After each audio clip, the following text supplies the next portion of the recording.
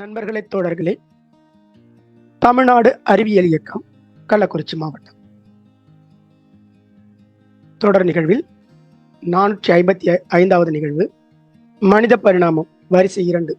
கடந்த வாரம் மனித பரிணாம வரிசை 1 என்ற அடிப்படையில் மனித பரிணாமத்துடைய கூறுகளை தொடர்ச்சியாக உரையாடிட்டு இருக்கிறோம். பேச்சாளர் எழுத்தாளர் செக்கா அவர்களுடைய வழங்கிட்டாரு. அந்த வேளை இன்றைய நிகழ்வும் அவ்வாறான ஒரு மனித பரிணாமம் குறித்த உரையாடலாக நடந்தே இருக்குது. அந்த வேலை நிகழ்வின் தொடக்கம் வழக்கம் போல் ஒரு காணொலி.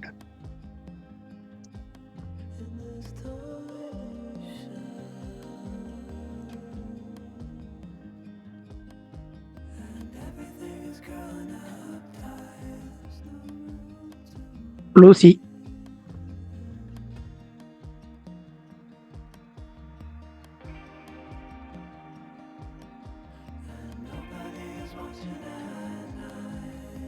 உலகின் முதல் பெண் லூசி என்ற அந்த மிக முக்கியமான தொல்பொருள் ஆய்வோடு இன்றைய பயணம் தொடர இருக்கிறது.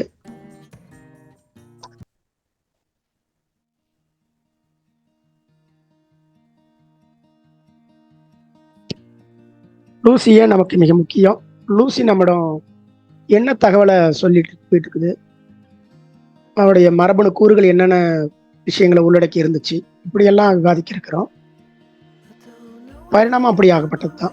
நம்முடைய பரிணாமத்துடைய மிச்ச சொச்சங்கள் எச்சங்களை வைத்துக் கொண்டுதான் நம்முடைய கடந்த காலத்தை நம்ம அனுமானம் செய்து அறிவியல் பூர்வமாக அணுகிறோம்.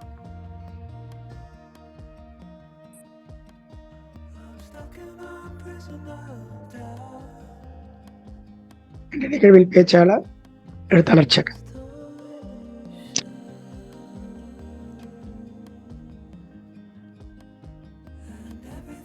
அறிவியல் எழுத்துக்களை வாசிப்பது ஒரு வகை. வாசித்த எழுத்துக்களை பொதுவெளி பரப்போட மிகுந்த அடர்த்தியான பரப்பு கொண்டு சேர்க்கிற விதமா அதை உரையா கொடுக்கறதுன்றது இன்றைய காலத்தின் தேவையும் கூட. ஒரு காலத்துல சொல்லுவோம், ஆனா இன்று அது மிக அவசியமான தேவையாக இருக்கிறது. அந்த வேளை தொடர்ச்சியா அறிவியல் குறித்த எழுத்துக்களை வாசித்து விட்டு, அதுவும் பரிணாமம் குறித்த எழுத்துக்களை வாசித்து தொடர்ச்சியாக கருத்தாளராக பல்வேறு இடங்களில் உரையாற்றக்கூடியவர் தான் செக்கா அவர்கள்.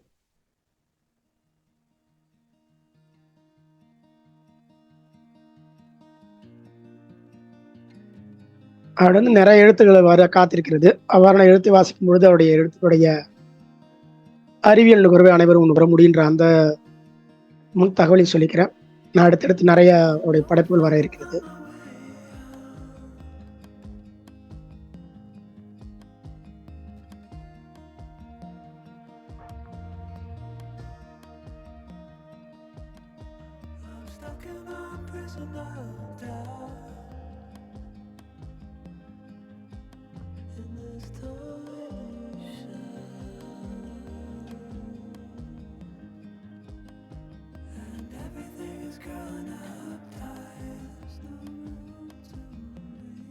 நண்பர்களே, தோழர்களே, மீண்டும் மனித பரிணாமம் வரிசை 2 நாம பயணம் செய்ய இருக்கிறோம். அந்த பயணம் கால பயணம் என்ற அந்த வார்த்தையில சுருக்கி விடுவதை விட நம்முடைய மூதாதையர்களை சந்திக்க இருக்கிறோம். அந்த சந்திப்பின் வழியே ஒரு நீண்ட கால உரையாடலை தொகுத்து வைத்திருக்கிற நம்முடைய பரிணாமக்குள்ள ஆராயிருக்கிறோம். அந்த பரிணாமத்தின் வழியே பல்வேறு உரையாடலை மீண்டும் மீண்டும் உரையாடி நம்மை நாமே அடையாளம் காணுகிற ஒரு நிகழ்வாக இது இருக்குன்ற அந்த கருத்தை கொண்டு இன்றைய பேச்சாளர் குறித்து அடிக்கடி சொல்கிற வார்த்தை தான் அறிவியல் பேசுகிறதுல மிக எளிமையாக பேசி அதனை இன்னும் ஒரு ஆச்சரியமூட்ட தகவலுடைய நம்மையும் அதனோட பயணம் பட வைக்கிற ஒரு தூண்டுகோலாக இருக்கக்கூடியவர் தான் செக்கா அவர்கள். அவ்வாறான எழுத்து கொண்டு சேர்ப்பதில் அவருக்கு கை வந்த கலைன்றத இனி வரும் புத்தகங்களை அவரை நமக்கு எடுத்துரைக்கும். அந்த வேளை இந்த நிகழ்வு பேச்சாளர் செக்கா அவர்களை வரவேற்று உபசரிப்பில் தமிழர் கள்ளக்குறிச்சி மாவட்டம் மிகுந்த பெருமை கொள்கிறது. வாருங்கள்.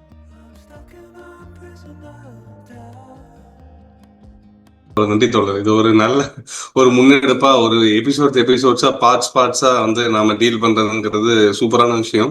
அது ஒரு நல்ல ஒரு பேட்டர்ன், நிதானமா நம்ம சொல்ல வர விஷயத்த ரொம்ப நிதானமா என்ன சொல்றோமோ அதோட நிறுத்தி அப்படி கொஞ்சம் கொஞ்சமா ஷேர் பண்ணிட்டு போறதுங்கிறது எவல்யூஷன் மாதிரி கொஞ்சம் காம்ப்ளிகேட்டடான, அதே நேரத்துல ரொம்ப முக்கியமான சயின்டிபிக் அந்த ஆஸ்பெக்ட்ல இருக்கக்கூடிய கண்டென்ட்டுக்கு வந்து ரொம்ப தேவைப்படுற மாதிரி தான் இருக்கும். ஸோ அந்த அடிப்படையில இது வந்து 2வது அமர்வு. இந்த 2வது அமர்வுக்கு போறதுக்கு முன்னாடி லாஸ்ட் செஷன்ல நம்ம என்ன பார்த்தோம் அப்படிங்கிற ஸ்லைடை மட்டும் கொஞ்சம் வேகமா பார்த்துட்டு அதுல இருந்து நம்ம அடுத்த ஸ்லைடு போனோம் அப்படின்னா கொஞ்சம் ஈஸியா இருக்கும், பிக்கப் பண்றதுக்கு ஈஸியா இருக்கும் அப்படிங்கிற அடிப்படையில அந்த ஸ்லைடு மட்டும் இப்போ நான் ஷேர் பண்றேன்.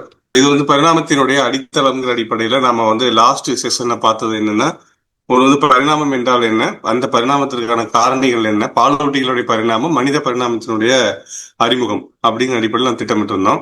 இதுல பரிணாமம் என்றால் என்ன அப்படின்னா, இது வந்து ஒரு தனிப்பட்ட உயிரின இனம் பல தலைமுறைகளாக மெதுவாக மாறுவது. அதான் நம்மளுடைய வாழ்நாள்ல அந்த உயிரினத்தினுடைய ஒரு உயிரினத்தினுடைய சராசரி ஆயுள் காலத்துல பரிணாமம்ங்கிற ஒரு மாற்றத்தை நம்மளால வந்து எளிதில் உணர முடியாது.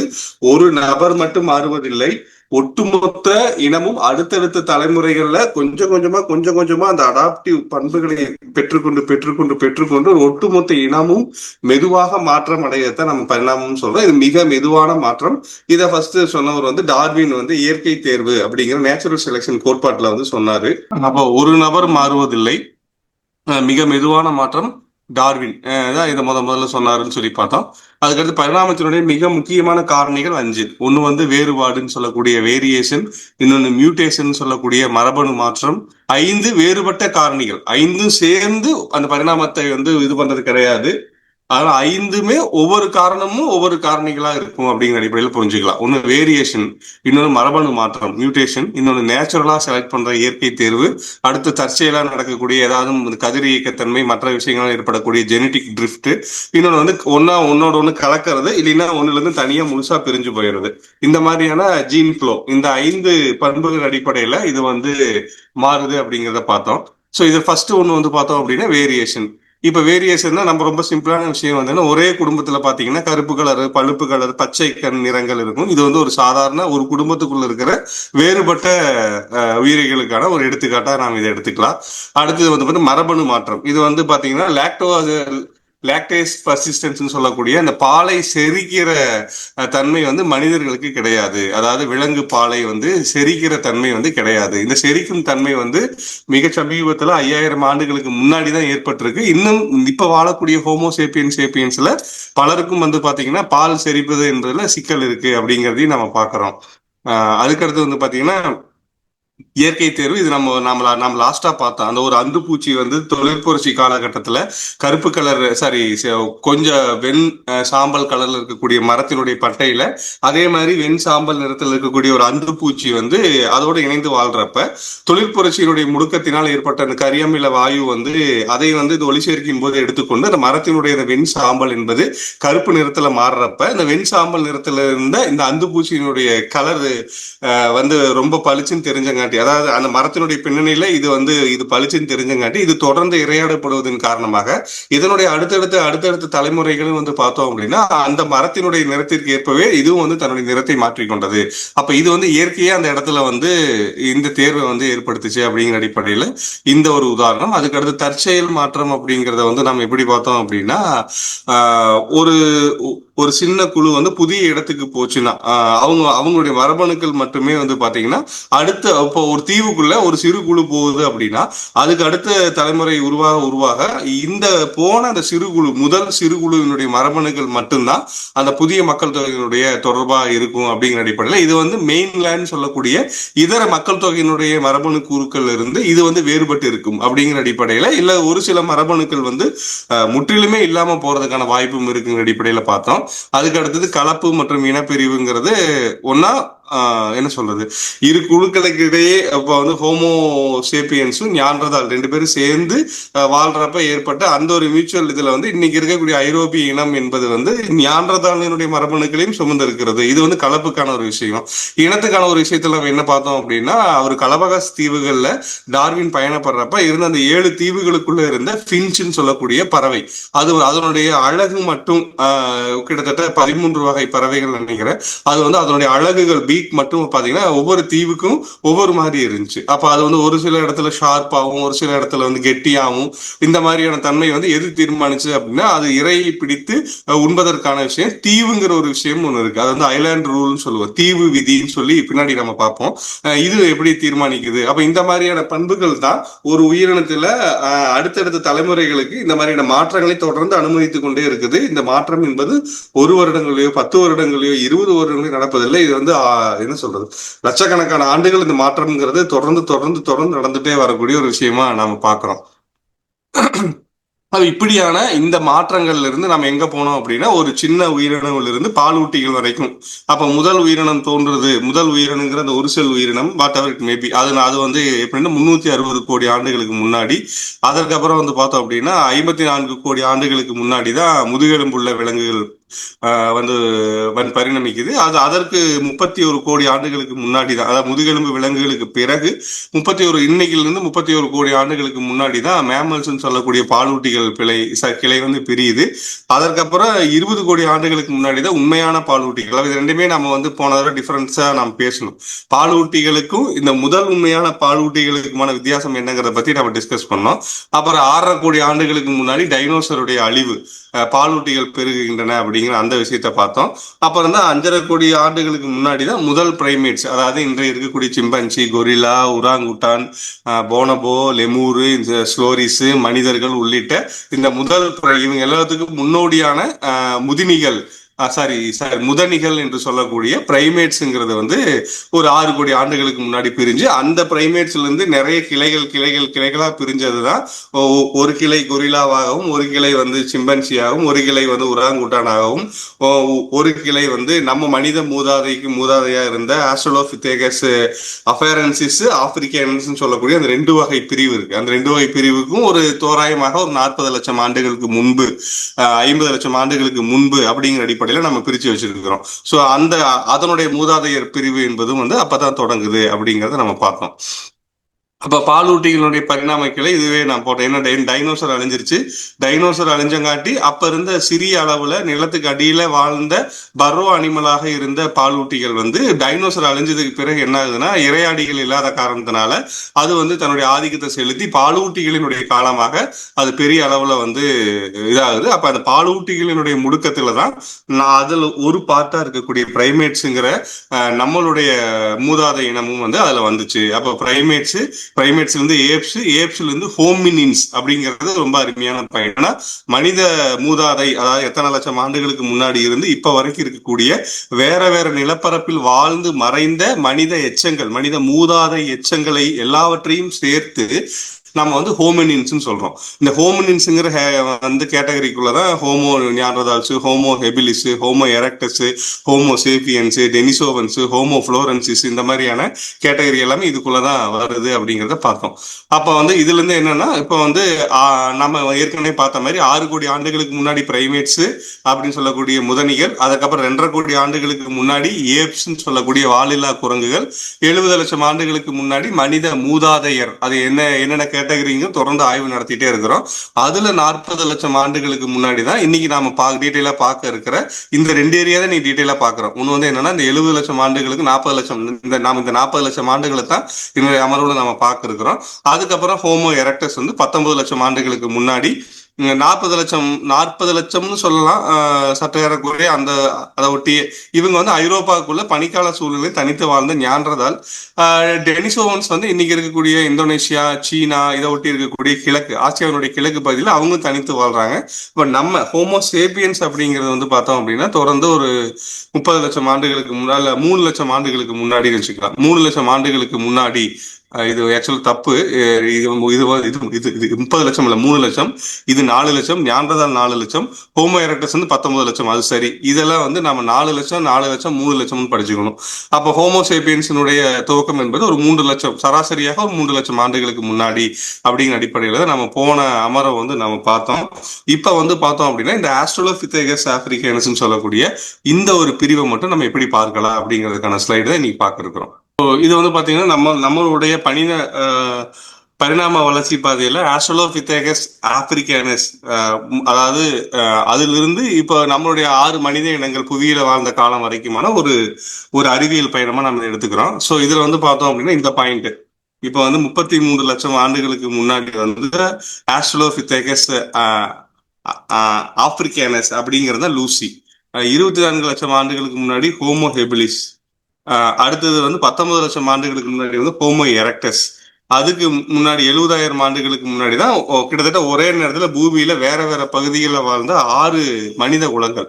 இதை நம்ம டீட்டெயிலா பின்னாடி பார்க்க இருப்போம். இப்போ இதுல வந்து பார்த்தா ஆஸ்ட்ரலோபித்தேகஸ் ஆப்பிரிக்கானஸ் பார்க்கறதுக்கு முன்னாடி நாம வந்து ஆஸ்ட்ரலோபித்தேகஸ் அப்பேரன்சிஸ் வந்து நம்ம பார்ப்போம். ஏன்னா அது ரொம்ப முக்கியமானது. அதுக்கு ஒரு ஸ்லைடு இருக்கு. ஸோ இதுல வந்து பாத்தீங்கன்னா இப்ப ஆஸ்ட்ரலோபித்தேகஸ் ஆப்பிரிக்கானஸ் சொல்லக்கூடிய இந்த ஒரு ஏரியா இருக்குல்ல, இந்த ஸ்லைடு இருக்குல்ல, இது வந்து ரொம்ப இதை பார்த்தாவே உங்களுக்கு தெரியும். இப்ப 3.3 மில்லியன் அப்படின்னா 33 லட்சம் ஆண்டுகளுக்கு முன்பு அப்படின்னு வச்சுக்கலாம். அப்ப 33 லட்சம் ஆண்டுகளுக்கு முன்பு இருந்து வந்து 21 லட்சம் ஆண்டுகளுக்கு முன்னாடி வரைக்கும் வாழ்ந்த இன்றைய மனிதனுடைய நமக்கு கிடைச்சிருக்கிற முழுமையான எலும்புகள்ல இருந்து நாம சொல்றது இவங்களை தான் சொல்றோம். ஆப்பிரிக்கானஸ் சொல்லக்கூடிய இவங்களை தான் நாம சொல்றோம். இவங்க தான் நமக்கு கிடைச்சிருக்கிற எலும்புகள்ல இருந்து மிக மூத்த ஒரு பிரிவினை சேர்ந்தவங்க சொல்லி சொல்றோம். அப்ப இவங்க வந்து இன்னைக்கு இருக்கக்கூடிய மனிதனுடைய மூளை அளவு வந்துங்கிறது கிட்டத்தட்ட ஒரு 1200 to 1300 சிசி இருக்கு. ஆனா அப்ப இருந்த இவங்களுடைய மூளை அளவு வந்து வெறும் 450 to 500 தான். அப்ப இன்னைக்கு இருக்கிற மனிதனுடைய மூளையினுடைய மூன்றுல ஒரு பங்கு தான். அப்ப பூமியில வந்து நிமிர்ந்து நடக்க தொடங்கின முதல் மனித மூதாதை வந்து இவங்க தான். அதற்கான இடுப்பு எலும்பு, அதற்கான தொடை எலும்பு, நிமிர்ந்து நடக்கிறது அப்படிங்கிறது பைபெடலிசம் சொல்லுவோம். அப்ப அதற்கான தொடை எலும்பும் அதற்கான இடுப்பு எலும்பும் அதற்கான முதுகெலும்பும் இந்த மூளையினுடைய கபாலமும் அந்த தண்டுவடமும் இணைகின்ற அந்த எலும்பு உட்பட எல்லாவற்றிலும் அந்த பைபெடலிசத்துக்கு தேவையான சான்றுகள் கிடைச்சிருக்க கூடியது வந்து பார்த்தோம் அப்படின்னா இந்த லூசியினுடைய இருகால் நுரையில தான். அப்ப தாடையும் உணவும் வந்து பார்த்தோம் அப்படின்னா அதுலயும் வந்து பாத்தீங்கன்னா பெரிய தட்டையான தாடை, அதே நேரத்தில் கடினமான தாவரங்களை மெல்லும் பற்கள் கொண்ட அமைப்பு. இந்த வாய் ஏன் பெருசா இருக்கு அப்படின்னா இதுக்கு வந்து நெருப்புல சுட்ட உணவுகளை சாப்பிடல, நெருப்பு அப்ப பழக்கப்படுத்தப்படல, இறைச்சியை உண்ணுல. அப்ப முழுக்க முழுக்க இது வந்து மரத்திலேயே வாழ்ந்தங்காட்டி தாவரங்களை தான் பெருமளவு உண்ணங்காட்டி அதனுடைய தாடை எலும்பு வந்து பார்த்தோம் அப்படின்னா அப்படித்தான் இருக்கு. இப்ப முதல்ல சிறிய குழுக்களாக வாழ்ந்ததற்கான ஆரம்ப கட்ட என்ன சொல்றது எவிடன்ஸ் வந்து நமக்கு கிடைச்சிருக்கு அப்படின்னு சொல்லி சொல்றாங்க. இதுக்கான ஒரு ஸ்லைடு இது.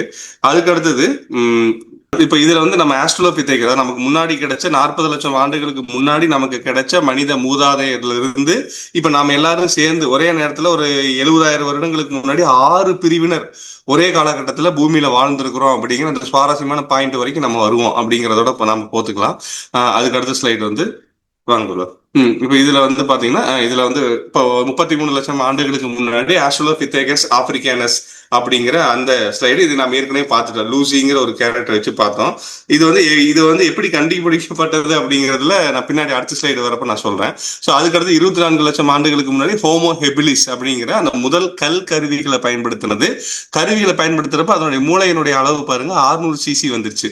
அதுக்கு அடுத்து வந்து பாத்தீங்கன்னா ஹோமோ எரக்டஸ் அல்லது எர்காஸ்டர்னு சொல்லக்கூடிய ஹோமோ எரக்டஸ் நம்ம வச்சுக்கலாம். அவங்க வந்து ஒரு 19 லட்சம் ஆண்டுகளுக்கு முன்னாடி நெருப்பை கண்டுபிடிக்கிறாங்க, அல்லது நெருப்பை கண்டுபிடிக்கல, நெருப்பை வந்து பழக்கப்படுத்துறாங்க. அப்போ அவங்க ஆப்பிரிக்காவை விட்டு வெளியேறின முதல் மனித மூதாதை வந்து ஹோமோ எரக்டஸ் தான்.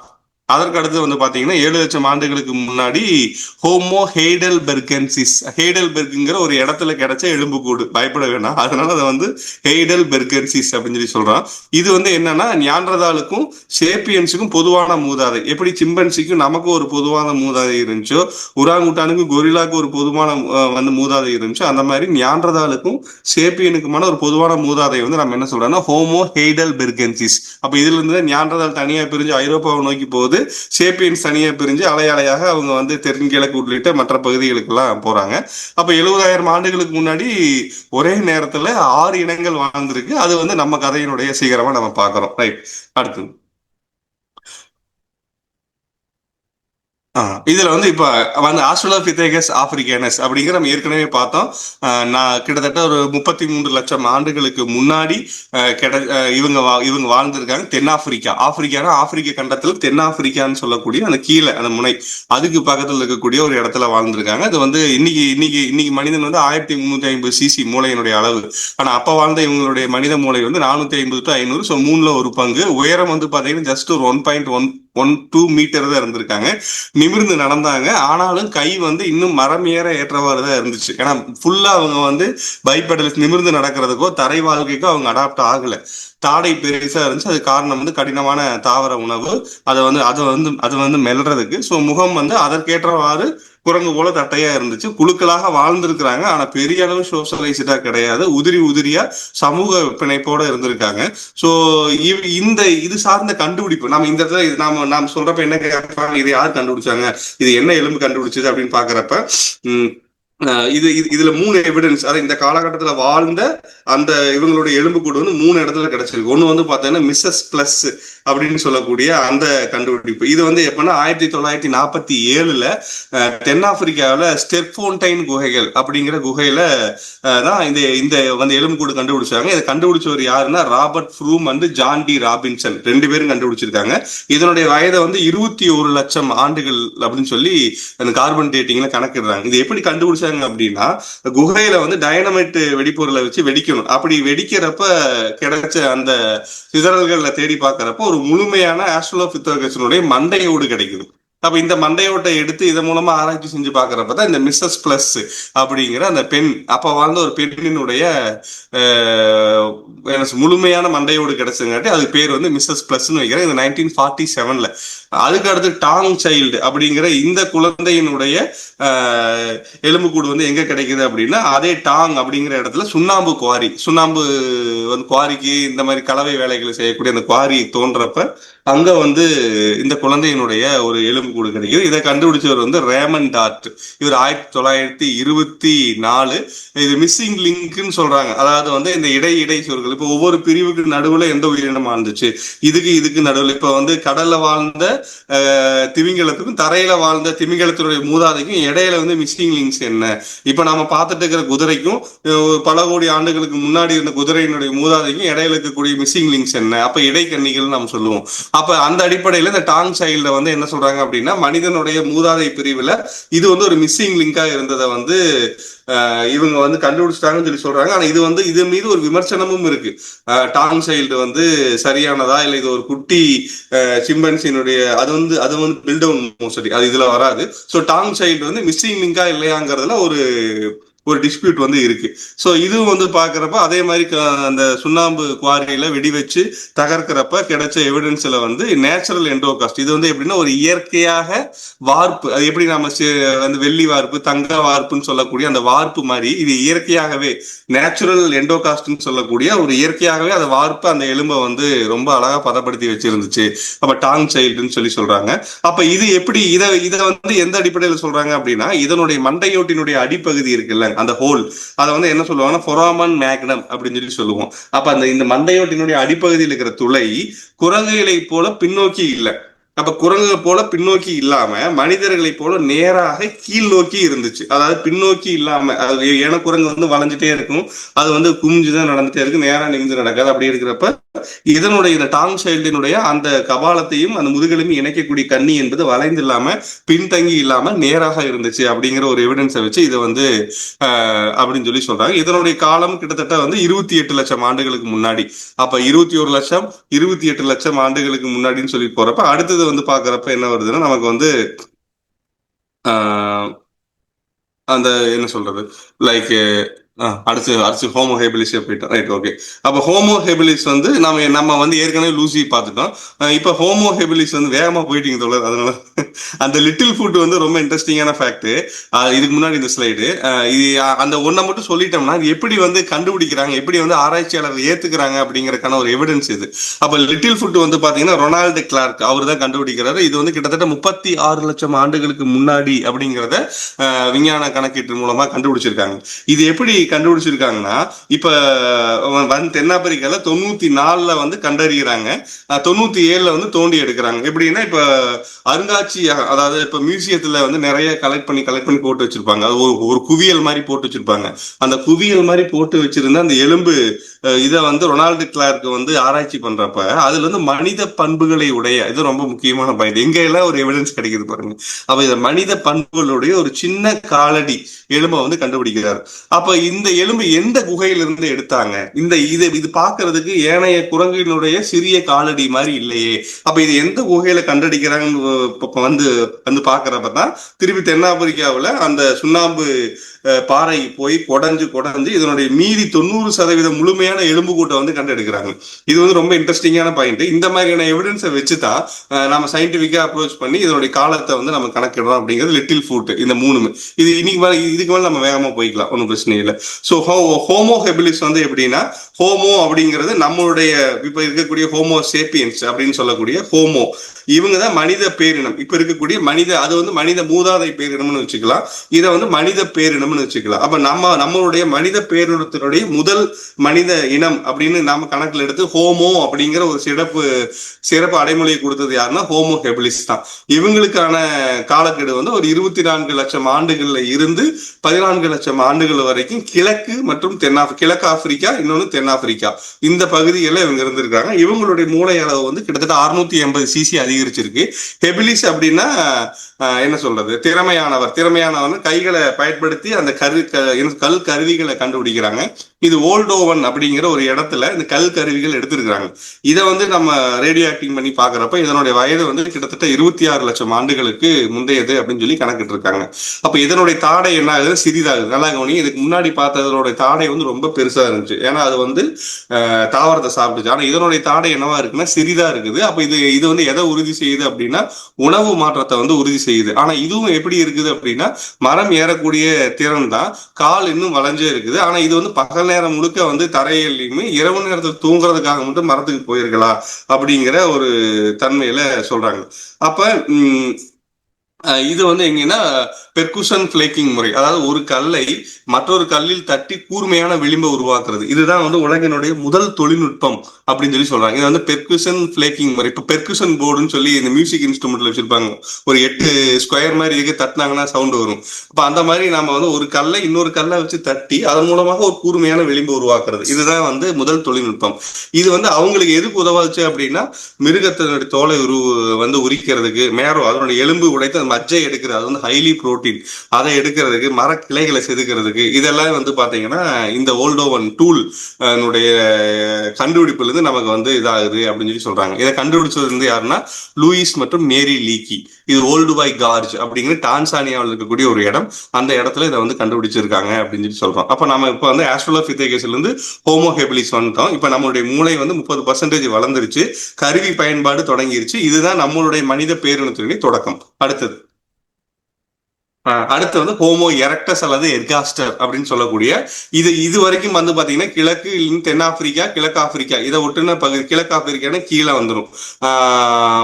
என்னது ரிஃப்ட் வேலி, இந்த மாதிரி ஒரு சின்ன சின்ன இடங்களுக்கு, இந்த இடத்துக்குள்ள மட்டும்தான் நம்ம மனித மூதாதை இருக்குது. அப்ப முதல்ல இந்த ஆப்பிரிக்காவை விட்டு வெளியே நல்லா கவனிங்க, வேற எங்கேயுமே மனித ஐரோப்பாவிலேயோ அன்றைய இந்திய துணைக்கண்டத்திலேயோ அன்றைய சீனாவிலேயோ ரஷ்யாவிலேயோ மங்கோலியாவிலேயோ எங்கேயுமே வந்து இந்த மனித மூதாதைகள் கிடையாது. முழுக்க ஆப்பிரிக்காவிலேயே சகாரா மேல் இருக்கக்கூடிய ஆப்பிரிக்காவிலையும் கிடையாது. முழுக்க கீழே அந்த ரிஃப்ட் வேலிங்கிற ஒரு இடம் தான் மனித மூதாதை உருவாகிறதுக்கு சாத்தியமுள்ள இடமா இருந்துச்சு. அது தனியா ஒரு ஸ்லைட்ல நம்ம பார்ப்போம், ஏன் அந்த இடம் மட்டும் அப்படிங்கிற தனி ஸ்லைட்ல பார்ப்போம். அப்ப அது வரைக்கும் இருந்த முதல்ல ஆப்பிரிக்காவை விட்டு வெளியே போன அந்த ஒரு சிறப்பினம் வந்து பாத்தீங்க அப்படின்னா எதுனா ஹோமோ எரக்டஸ். இவங்க கம்பேர் பண்ணி பாக்குறப்ப இவங்களுடைய மூளை வந்து முன்னாடி இருந்த மூளையோட அதிகமா இருக்கு. கிட்டத்தட்ட 750 இருந்து 1100 சிசி வரைக்கும் பெரும் வளர்ச்சி. இன்றைய மனிதனை போலவே நீண்ட கால்கள் இருக்குது, குறுகிய நேரோ இடுப்பு இருக்குது. நெருப்பை கட்டுப்படுத்தியதற்கான ஆரம்ப கால சான்று, நெருப்பை வந்து ஃபர்ஸ்ட் கண்ட்ரோல் பண்றாங்க, பழக்கப்படுத்துறாங்க நெருப்பை. இது ரொம்ப பாயிண்ட். ஏன் நெருப்பு கண்டுபிடிக்கல, ஏற்கனவே இருந்த நெருப்பை வந்து அவங்க கட்டுப்படுத்துறாங்க. அதே மாதிரி ஆப்பிரிக்காவை விட்டு ஆசியா ஐரோப்பா சென்ற முதல் ஹோமோ வந்து இவங்க தான். ஜார்ஜியா வழியாக போயிருப்பாங்க. இன்னொரு சாரார் வந்து இந்த ஆப்பிரிக்காவுடைய இந்த கரையை ஒட்டி, கடல் கரையை ஒட்டி அப்படியே வந்து அந்த பகுதியில வந்து அவங்க தொடர்ந்து டிராவல் பண்ணி போயிருப்பாங்க. அப்ப இவங்க வந்து என்னன்னா இந்த அச்சூலியன் சொல்லக்கூடிய அந்த நேர்த்தியான கை கோடாலின்னு உங்களுக்கு தெரியும். அவங்க வெறும் கற்களை மட்டும்தான் கூர்மையாக்குனாங்க ஹோமோ ஹெபிலிஸ். இவங்க அந்த கற்களை வேற ஒரு கைப்பிடியில வச்சு கட்டி அதை வந்து இன்னும் வலுவா பயன்படுத்துகின்ற இரண்டாவது நேர்த்தியான ஒரு கருவி உருவாக்கத்துல வந்து ஹோமோ எரக்டஸ் வந்து இருந்தாங்க. அப்ப இவங்க வந்து கிட்டத்தட்ட ரொம்ப வருஷமா வந்து ஆப்பிரிக்காவிலையும் அந்த ஐரோப்பாவினுடைய சிறு பகுதிகளிலும் ஏனைய ஆசியாவினுடைய இதர பகுதிகளிலும் இவங்களுடைய அதிகாரம் வந்து செலுத்தி இருக்கிறாங்க அப்படின்னு சொல்லி சொல்றோம். அப்ப இதுக்கான ஒரு பரவல் வரைபடம் என்னன்னு பார்த்தோம் அப்படின்னா, ஆப்பிரிக்காவில் இவங்களுடைய இந்த பிரிவினுடைய தோற்றம் என்பது 19 லட்சம் ஆண்டுகளுக்கு முன்னாடி, அப்புறம் 1 லட்சம் ஆண்டுகளுக்கு பிறகு அவங்க ஜார்ஜியாங்கிற அந்த ஆப்பிரிக்காவையும் ஐரோப்பாவையும் இணைக்கக்கூடிய அந்த வழியா அவங்க வந்து ஆப்பிரிக்கா எதுக்கு போறாங்கன்னா இதுக்குள்ள ஐரோப்பாக்குள்ள போறாங்க. அது போனதுக்கான எவிடன்ஸ் வந்து டிமான்சி மண்டையோடுகள் சொல்லி அந்த இடத்துல கிடைச்சிருக்கக்கூடிய மண்டையோடுகள். அடுத்தது வந்து பாத்தீங்கன்னா 15 லட்சம் ஆண்டுகளுக்கு முன்னாடி ஜாவா, இந்தோனேசியாவுல ஜாவா தீவு நமக்கு தெரியும். அந்த தீவுல இந்த ஹோமோ எரக்டஸினுடைய என்ன சொல்றது, அந்த அதனுடைய எலும்புக்கூடு மற்றும் மற்ற இதர சான்றுகள் கிடைச்சிருக்கு. இதை வந்து ஜாவா மேன் அப்படின்னு சொல்லி சொல்றாங்க. 15 லட்சம் ஆண்டுகளுக்கு, கிட்டத்தட்ட 4 லட்சம் ஆண்டுகளே அவங்க வந்து எங்க இந்தோனேசியா தீவுல போயிடுறாங்க. அது ஒரு தீவு. இப்ப அந்த தீவை நோக்கி போறதுக்கான அறிவு, அதை எப்படி இவங்க எத்தனை தடவை ட்ரை பண்ணியிருப்பாங்க, எந்தெந்த மாதிரியான நீரோட்டத்துல மிதந்து வந்த மிதவைகளை பயன்படுத்தி எப்படி இந்தோனேசியா போயிருப்பாங்க அப்படிங்கறதெல்லாம் மிகப்பெரிய அறிவு இல்லது. அதுக்கடுத்து சீனாவில் வந்து பீக்கிங் மேன் சொல்லக்கூடிய பீக்கிங் இடத்துல கிடைச்ச அந்த எலும்புக்கூட்டினுடைய வயது வந்து 11 லட்சம் ஆண்டுகள். அடுத்து ஐரோப்பாவில் வந்து பாத்தீங்கன்னா நியாண்டர்தால் மனிதன் கிட்டத்தட்ட ஒரு 5 லட்சம் ஆண்டுகளுக்கு முன்னாடி நமக்கு வந்து அது கிடைச்சிருக்கு. அப்ப வந்து ஹோமோ எரக்டஸினுடைய நெருப்பை பழக்கப்படுத்தின ஹோமோ எரக்டஸ் உடைய பரவல் என்பது இத்தனை பகுதிகள் நடந்திருக்கு அப்படிங்கறதுக்கான எவிடன்ஸ்.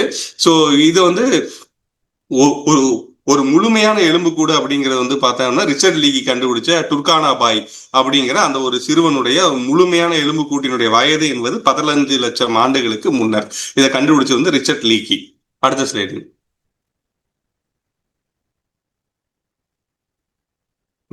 அடுத்து வந்து நான் சொன்னேன் ஹோமோ ஹைடல் பெர்கன்சிஸ். இது வந்து என்னன்னா நியாண்டர்தால்னு சொல்லக்கூடிய நமக்கு பங்காளி, ஹோமோ சேப்பியன்ஸுக்கு பங்காளி வந்து நியாண்டர்தால்ஸ். அப்ப நியாண்டர்தாலுக்கும் சேப்பியன்ஸுக்கும் காமன் ஆன்செஸ்டர், ஒரு பொதுவான ஆன்செஸ்டர் இருந்தவங்க வந்து இவங்க தான். இவங்களுடைய வயது வந்து கிட்டத்தட்ட 7 லட்சம் ஆண்டுகளுக்கு முன்னாடி இருந்து 2 லட்சம் ஆண்டுகள் வரைக்குமே இவங்க வந்து ஆப்பிரிக்காவிலையும் ஐரோப்பாவில மட்டும் இருந்திருக்காங்க, இங்க ஆசியாவுக்கு வரல. அப்ப இவங்களுடைய மூளையினுடைய அளவு என்பது 1100 இருந்து 1004 சிசி, ஏறக்குறைய நம்ம போலவே இருக்கிறாங்க. நம்மை விட இவங்களுக்கு உடல் வலிமை அதிகம். அதே நேரத்தில் நியாண்டர்தாலுக்கும் உடல் வலிமை அதிகம். அப்ப சிக்கலான கருவிகளை வந்து இவங்க பயன்படுத்துறாங்க. ரொம்ப கூர்மையா இந்த ஷேப் பண்ணி இந்த கிரைண்ட் பண்ற மாதிரியான ஒரு என்ன சொல்றது ரொம்ப சிக்கலான ஒரு கருவிகளை பயன்படுத்துறாங்க. கூட்டு வேட்டை, இவங்க தான் வந்து பெரிய விலங்குகளை வேட்டையாடின முதல் ஹோமோ பிரிவு வந்து இவங்க தான், கூட்டமா சேர்ந்து வேட்டையாடுறது. அதே மாதிரி இதுக்கான சான்றுகளும் நமக்கு கிடைச்சிருக்கு. இப்ப இதுல இருந்து பிரிஞ்ச 2 கிளை, ஒரு கிளை வந்து எங்க போயிருச்சு அப்படின்னா ஐரோப்பாவுக்கு போயிருச்சு, அவங்க தான் நியாண்டர்தால். இன்னொரு கிளை வந்து ஆப்பிரிக்காவிலேயே இருந்துருச்சு. அப்ப இதுக்கான காரணங்கள் என்னன்னு பார்த்தா ஜாகிரபிக்கல் ஐசோலேஷன் அப்படின்னு சொல்லி சொல்லுவோம். புவியியல் தனிமை, புவியியலாவே அவங்க தனிமைப்படுத்தப்படுறாங்க. அவர் காலநிலை மாற்றம், தொடர்ந்து நீடிக்கப்பட்ட வறட்சி, அப்ப அந்த வறட்சி அப்ப உணவு கிடைக்காம போறது, அப்ப எங்க உணவு அபரிமிதமா இருக்குமோ அந்த உணவை தேடிய பயணம், அப்ப சர்வைவல் ஆஃப் த ஃபிட்னஸ் சொல்றோம், பட் ஒரு எக்ஸாம்பிளுக்காக சொல்றோம். அப்ப இந்த மாதிரியான தேவை கருதி பயணிக்கப்பட்டது, இதெல்லாமே தான் வந்து இவங்க தொடர்ந்து வந்து நகர்த்திட்டே இருந்துச்சு அப்படின்னு சொல்லி சொல்றோம். அப்ப இவங்களுடையது இந்த பாயிண்ட் ரொம்ப முக்கியம். ஸ்பெயின்ல சிமா தே லாஸ் ஹொயாசஸ் அப்படிங்கிற ஒரு இடம், அந்த இடத்துல கிட்டத்தட்ட 28 ஹோமோ ஹேடல்பெர்கன்சிஸினுடைய எலும்புக்கூடுகள் ஒரே இடத்துல கிடைச்சிருக்கு ஸ்பெயின்ல. இதனுடைய வயது கிட்டத்தட்ட 4,30,000 ஆண்டுகள். அப்ப இது வந்து இதெல்லாம் கார்பன் டேட்டிங் பண்றப்ப இதுல இருக்கக்கூடிய மரபணு தன்மை அது வந்து யாருக்கு பொருந்ததுன்னா நியாண்டர்தால், ஐரோப்பாவினுடைய பெரும்பான்மை இதை சேர்ந்த நியாண்டர்தாலுக்கும் பொருந்தது. கிட்டத்தட்ட நமக்கு ஹோமோசேபியன்ஸினுடைய மரபணுக்கும் பொருந்தது. அப்ப இந்த குகையினுடைய ஆழம் கிட்டத்தட்ட எத்தனை, 43 மீட்டர் செங்குத்தான ஒரு கிணறு போன்ற பகுதியில இந்த 28 மனிதர்களுடைய எலும்புக்கூடு எலும்புக்கூடு. ஆனா அது எத்தனை பீசஸா கிடைச்சிருக்குன்னு பாருங்க, 5500 எலும்பு துண்டுகள் கிடைச்சிருக்கு. இந்த 5500 எலும்பு துண்டை எடுத்து அதை வந்து மரபணு ரீதியா பொருத்தி பாக்குறப்ப அது 28 மனிதர்களுடையது அப்படிங்கிறத வந்து ஆய்வு ரீதியா அது இதை வந்து பண்ணியிருக்கிறாங்க. அப்ப இவங்கிட்ட இருந்து தான் 2013ஆம் ஆண்டு வந்து மைட்டோகாண்ட்ரியல் டிஎன்ஏ, நம்ம ஏற்கனவே இதை தனியா ஒரு இதுல பார்த்துருக்கிறோம், எப்படி மைட்டோகாண்ட்ரியல் டிஎன்ஏ வந்து நம்ம என்ன தாய்வழி உறவின் அடிப்படையில எல்லோருக்குமான மூதாதையன் வந்து ஆப்பிரிக்கால இருந்தா வந்தாங்க அப்படிங்கிறத இன்னைக்கு எப்படி அறிவியல் பூர்வமா உறுதிப்படுத்துறாங்க அப்படின்னு சொல்லக்கூடிய அந்த மைட்டோகாண்ட்ரியல் டிஎன்ஏவினுடைய பக்காவான ஒரு எவிடன்ஸ் வந்து நமக்கு கிடைச்சது அப்படிங்கிறது வந்து ஹோமோ ஹேடல்பெர்கன்சிஸ் தான் அப்படிங்கிறத நம்ம பார்க்கணும். இந்த டிஎன்ஏ வச்சுதான் என்ன சொல்றாங்கன்னா இவங்க நியாண்டர்தாலினுடைய மூதாதை அப்படிங்கிறத கன்ஃபார்மே பண்றாங்க. அதுக்கு அடுத்தது போலாம்.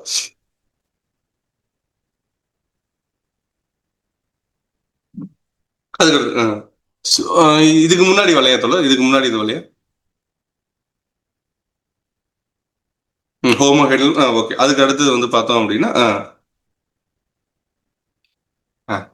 இப்போ இதுல வந்து இந்த ஹோமோ ஹேடல்பெர்கென்சிஸ்ல இருந்து எத்தனை பிரியுதுன்னு பாருங்க. ஒன்னு, ரெண்டு, மூணு, நாலு, அஞ்சு, ஆறு. இப்ப இந்த ஆறுல ஹோமோசேபியன்ஸுங்கிறது நாம. அதுக்கு அடுத்து நியாண்டர்தால் வந்து ஐரோப்பாவில் இருந்தாங்க. டெனிசோவன் அப்படிங்கிற ஒரு பிரிவு வந்து ஆசியாவில் ஒரு குறிப்பிட்ட பகுதிகளில் வாழ்ந்தாங்க. ஹோமோ எரக்டஸும் அதே காலகட்டத்தில் இருந்திருக்காங்க. அவங்க தொடர்ந்துட்டே இருந்த அந்த ஹோமோ எரக்டஸ் பிரிவு வந்து இப்ப அபார்ஜின், இந்த பழங்குடி மரபு, இந்த தீவுல வந்த தனித்துவமான பழங்குடிகள், இவங்கெல்லாம் வந்து பார்த்தோம் அப்படின்னா ஹோமோசேபியன்ஸுக்கும் நியாண்டர்தாலுக்கும் மூத்த ஹோமோ எரக்டஸினுடைய பாரம்பரியத்தை கொண்டிருந்தவங்க. இந்தோனேசியாவில் ஹோமோ புளோரன்சிஸ் அப்படிங்கிற ஒரு தனி பிரிவும், தென்னாப்பிரிக்காவில் நலேடி அப்படிங்கிற ஒரு தனி பிரிவு. அப்ப பாத்தீங்கன்னா கிட்டத்தட்ட 6 பிரிவினர் வந்து இருந்திருக்காங்க. இந்த 6 பிரிவினரா இருந்ததுக்கான காரணம் வந்து ஜியாகிரபிக்கல் ஐசோலேஷன் சொல்லக்கூடிய அந்த புவியியல் தனிமை பிளஸ் வந்து காலநிலை மாற்றம். நம்ம ஏற்கனவே பார்த்த ஜெனட்டிக் ட்ரிஃப்ட், அது எப்படி ஒரு குழுவா நடக்கிறப்ப அந்த ஜெனட்டிக்கலா எப்படி வந்து சேர்றாங்க, தனிச்சு இருக்கிறப்ப அது எப்படி ஒரு புது விதமான இனமா மாறுது அப்படிங்கிறது ஏற்கனவே பார்த்தோம். இயற்கை தேர்வு. இப்ப இந்த ஹோமோ புளோரன்சிஸ் சொல்ல இந்தோனேஷியாவில் இருந்த மனிதர்கள் வந்து பார்த்தா சராசரியா அவங்களுடைய உயரம் என்பது வெறும் 3 அடி தான். இதைத்தான் வச்சு ஹாபிட் அப்படின்னு சொல்லி படமா எடுத்தாங்க. குள்ள மனிதர்கள் அப்படிங்கிற கான்செப்டை வச்சுட்டு இவங்களை வச்சு படமா எடுத்தாங்க. அப்ப இந்த புளோரன்சிஸ் வந்து தீவு, அந்த தீவை விட்டு அவங்க வெளியே போகல. தீவுக்குள்ளேயே இருக்கிறப்ப என்ன ஆகுதுன்னா அந்த எனர்ஜி மாற்றம், அந்த ஆற்றல் மாற்றம் என்பது குறைக்கப்பட்டு அவங்க சராசரி உயரம் என்பதும் அடுத்தடுத்த தலைமுறைக்கு இவ்வளவு உயரம் தேவையில்லை. இவ்வளவு உயரம் இருந்தா நமக்கு இவ்வளவு ஆற்றல் தேவைப்படும், இவ்வளவு ஆற்றலுக்கு இவ்வளவு உணவுகள் தேவைப்படும். அப்ப இந்த தீவை பொறுத்த வரைக்கும் இவ்வளவு உணவு கிடையாது. அப்படிங்கிற பட்சத்துல அடுத்தடுத்த தலைமுறைக்கு எதிர்மறை பண்பின் அடிப்படையில் அதனுடைய உயரம் குறைக்கப்படுகிறது. என்ன நுகரப்படக்கூடிய ஆற்றலினுடைய அளவும் குறைக்கப்படுகிறது. அப்ப இவங்க வச்சு பாக்குறப்ப இது ஹோமோ புளோரன்சிஸ். அப்ப இதெல்லாம் வந்து இயற்கை தேர்வினுடைய ஒரு விஷயம். இப்ப அதே மாதிரி இவங்க இப்ப ஆஸ்திரேலியாவை எடுத்துட்டோம்னா ஆஸ்திரேலியால அபாரிஜின் சொல்லக்கூடிய பழங்குடி. இந்த அபாரிஜின் பழங்குடிகள் வந்து ரொம்ப ரொம்ப என்ன ஹோமோ எரக்டஸ் காலகட்டத்திலேயே அவங்க மிதவை மூலமாக ஆஸ்திரேலியா கண்டத்தை அடைந்த ரொம்ப பழைய ஒரு மனித பிரிவினர் அவங்க. அதற்கு பின்னாடி காலனி ஆதிக்கத்துல இங்கிலாந்து வந்து ஆஸ்திரேலியா போறதுக்கு பிறகு அவங்க ஹோமோசேபியன்ஸினுடைய ஒரு பிரிவு. அப்ப இவங்களுக்குள்ள இந்த அப்ப வந்து ஒரே கண்டத்துல எடுத்துட்டோம் அப்படின்னா இந்த ஹோமோ எரக்டஸினுடைய பிரிவுல வாழ்ந்தவங்களும் வாழ்றாங்க, பிளஸ் ஹோமோசேபியனா இருந்தவங்களும் இருக்கிறாங்க. இதுல ஹோமோ எரக்டஸ் தொடர்ந்து ஈஸியா அழிக்கப்பட்டுருவாங்க. ஏன்னா ஹோமோசேபியன்ஸினுடைய நவீனத்தன்மை. இன்னைக்கு அந்தமான் நிக்கோபார்ல இருக்கக்கூடிய ஜாரவா பழங்குடியினர் வந்து இந்தியாவை பொறுத்த வரைக்கும் அவங்க மூத்த பழங்குடி. அப்ப அவங்க ஹோமோசேபியன்ஸா இல்லைன்னா அப்ப ஹோமோ எரக்டஸினுடைய மரபணு கூறுகளை கொண்டிருக்காங்களா அப்படிங்கறதெல்லாம் வந்து தொடர்ந்து என்ன சொல்ல ஆய்வுலதான் இருக்கு. அப்ப இந்த பெரும் கிளை பிரிவுக்கான காரணம் என்னன்னா ஹோமோ ஹேடல்பெர்கென்சிஸ் தான். இதற்கான காரணங்களை நம்ம மேற் சொன்ன இந்த விஷயம் எல்லாம் பொருந்தது அப்படிங்கறத பார்க்கணும். அடுத்தது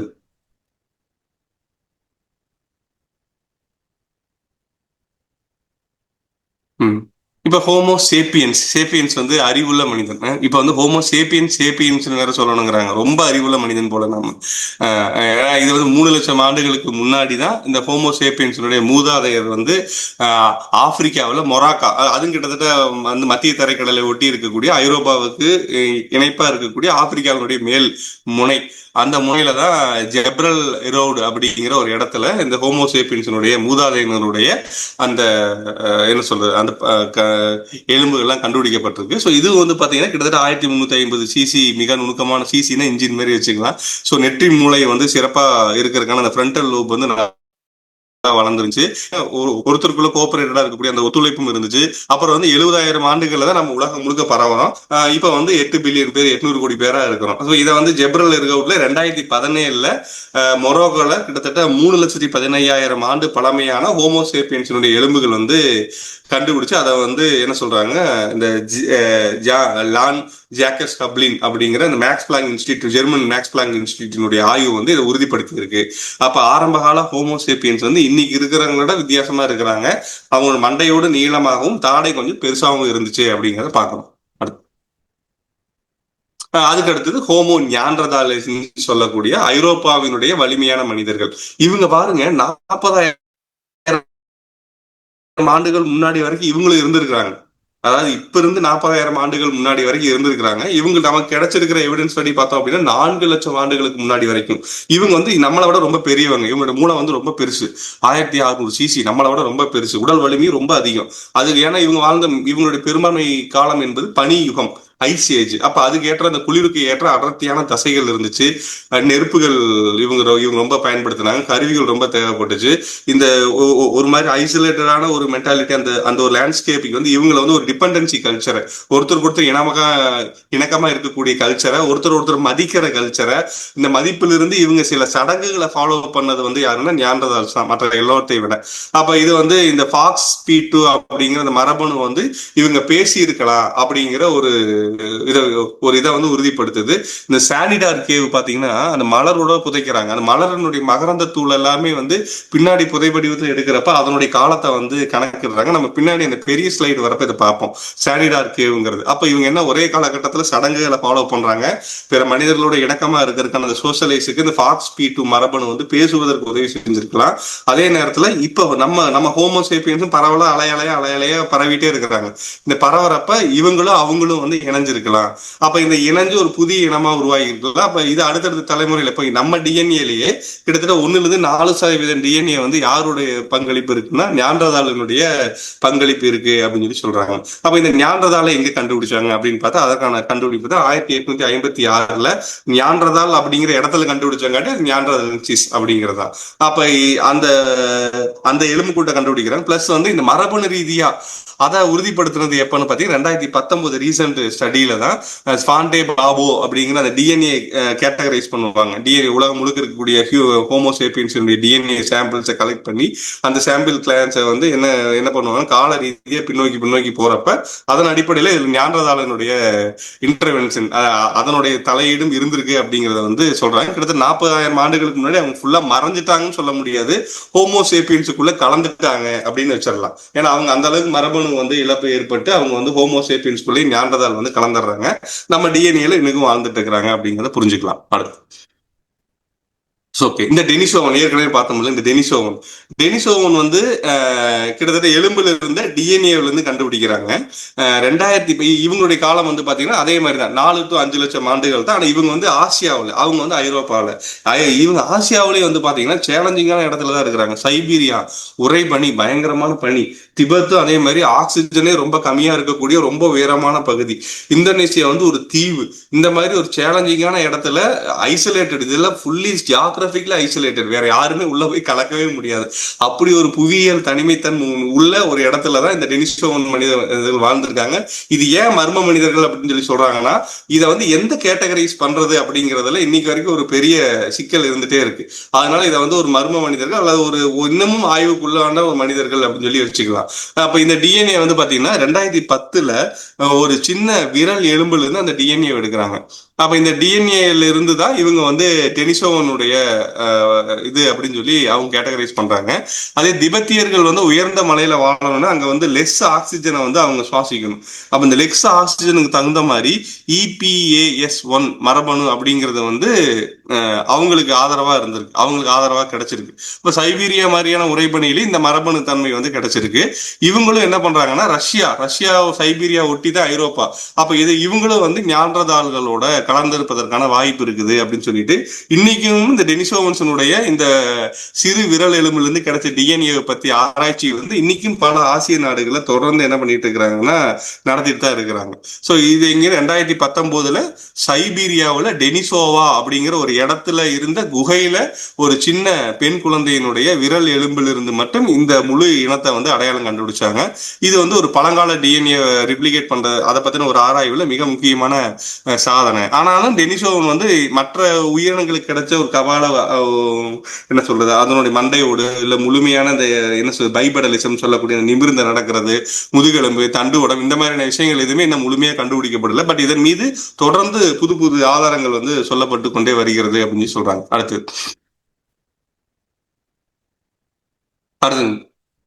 இதுதான் நான் சொன்னேன், குட்டை மனிதர்கள், ஹாபிட் அப்படின்னு சொல்லக்கூடிய இது வந்து இங்க என்ன தீவு, இது நான் சொல்லிட்டேன், இந்த ஆற்றல், இந்த ஐலாண்ட் வார்பிசம் அப்படின்னு சொல்லக்கூடிய இந்த ஐலாண்ட் ரூல்ஸ், இது வந்து ஹோமோ எரக்டஸ்ல தனியா பிரிஞ்சிருக்கலாம் அப்படிங்கிறத பத்தி சொல்லி இதை வச்சு நிறைய ஃபிக்ஷனல் ஸ்டோரிஸ் எல்லாமே நிறைய வந்துச்சு. இந்த ஒரு எலும்பு கூட்டு எடுத்துட்டு இது வந்து பாத்தீங்கன்னா இப்படி இருந்திருக்காங்க, குள்ள மனிதர்கள் இருந்திருக்காங்க.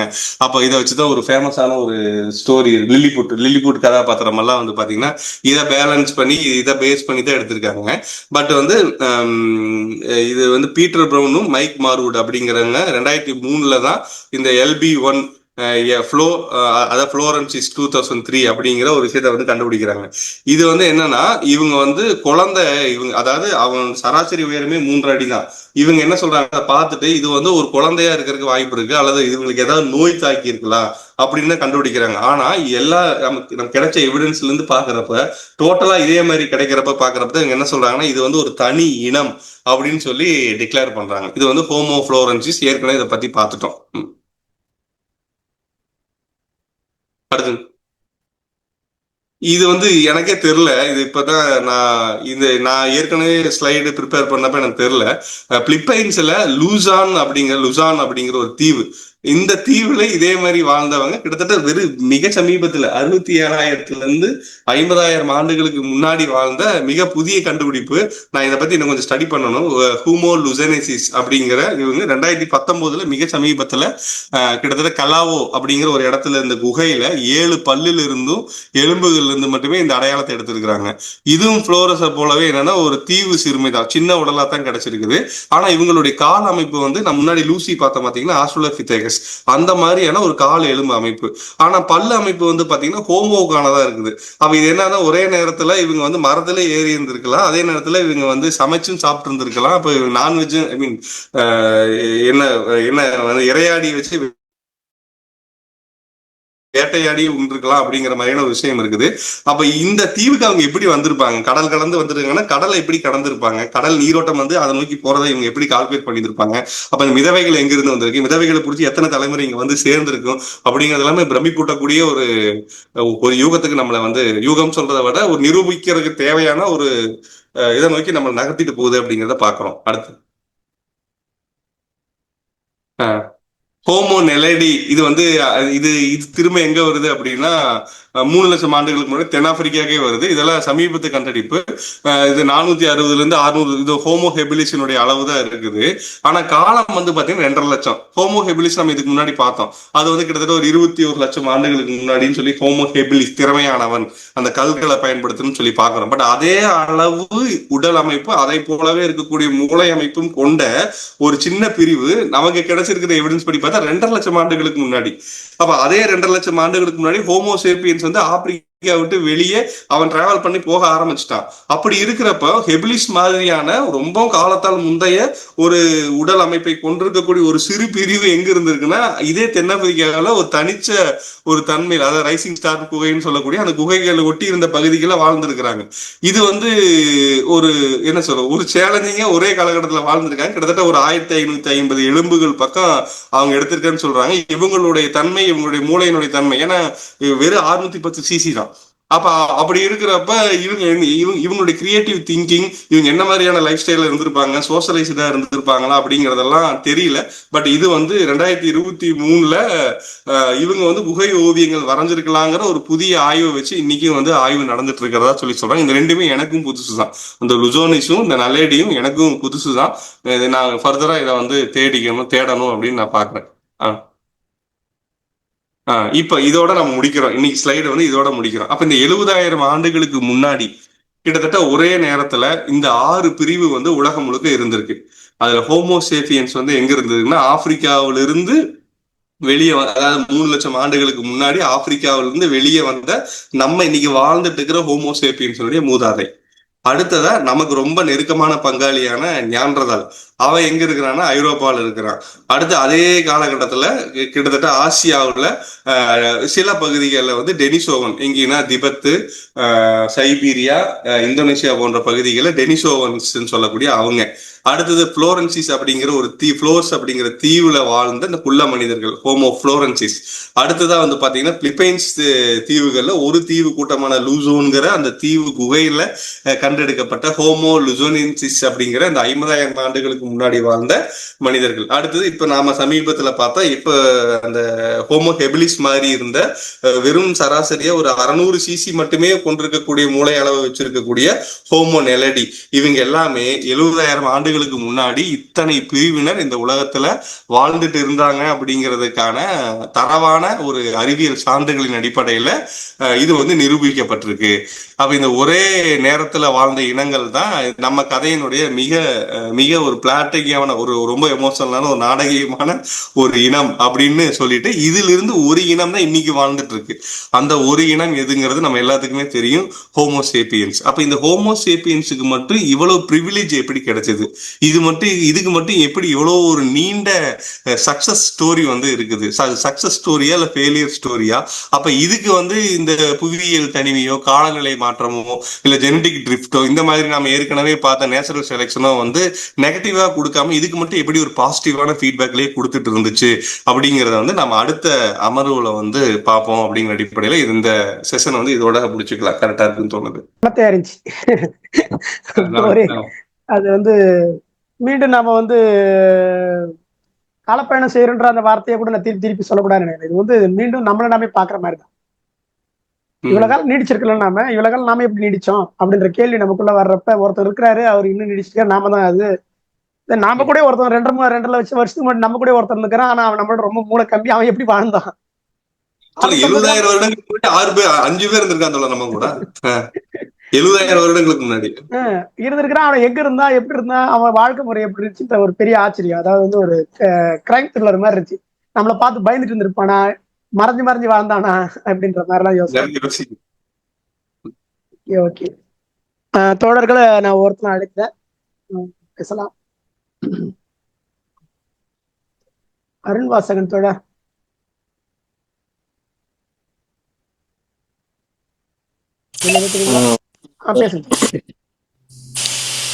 தொடர் கேக்குதுங்களா? பேசுறது ஒரு மாதிரி சத்தம் கேக்குது. சாரி, என்னோட லேப்டாப்பும் வந்து பேரலா ரன் ஆயிட்டு இருக்கு.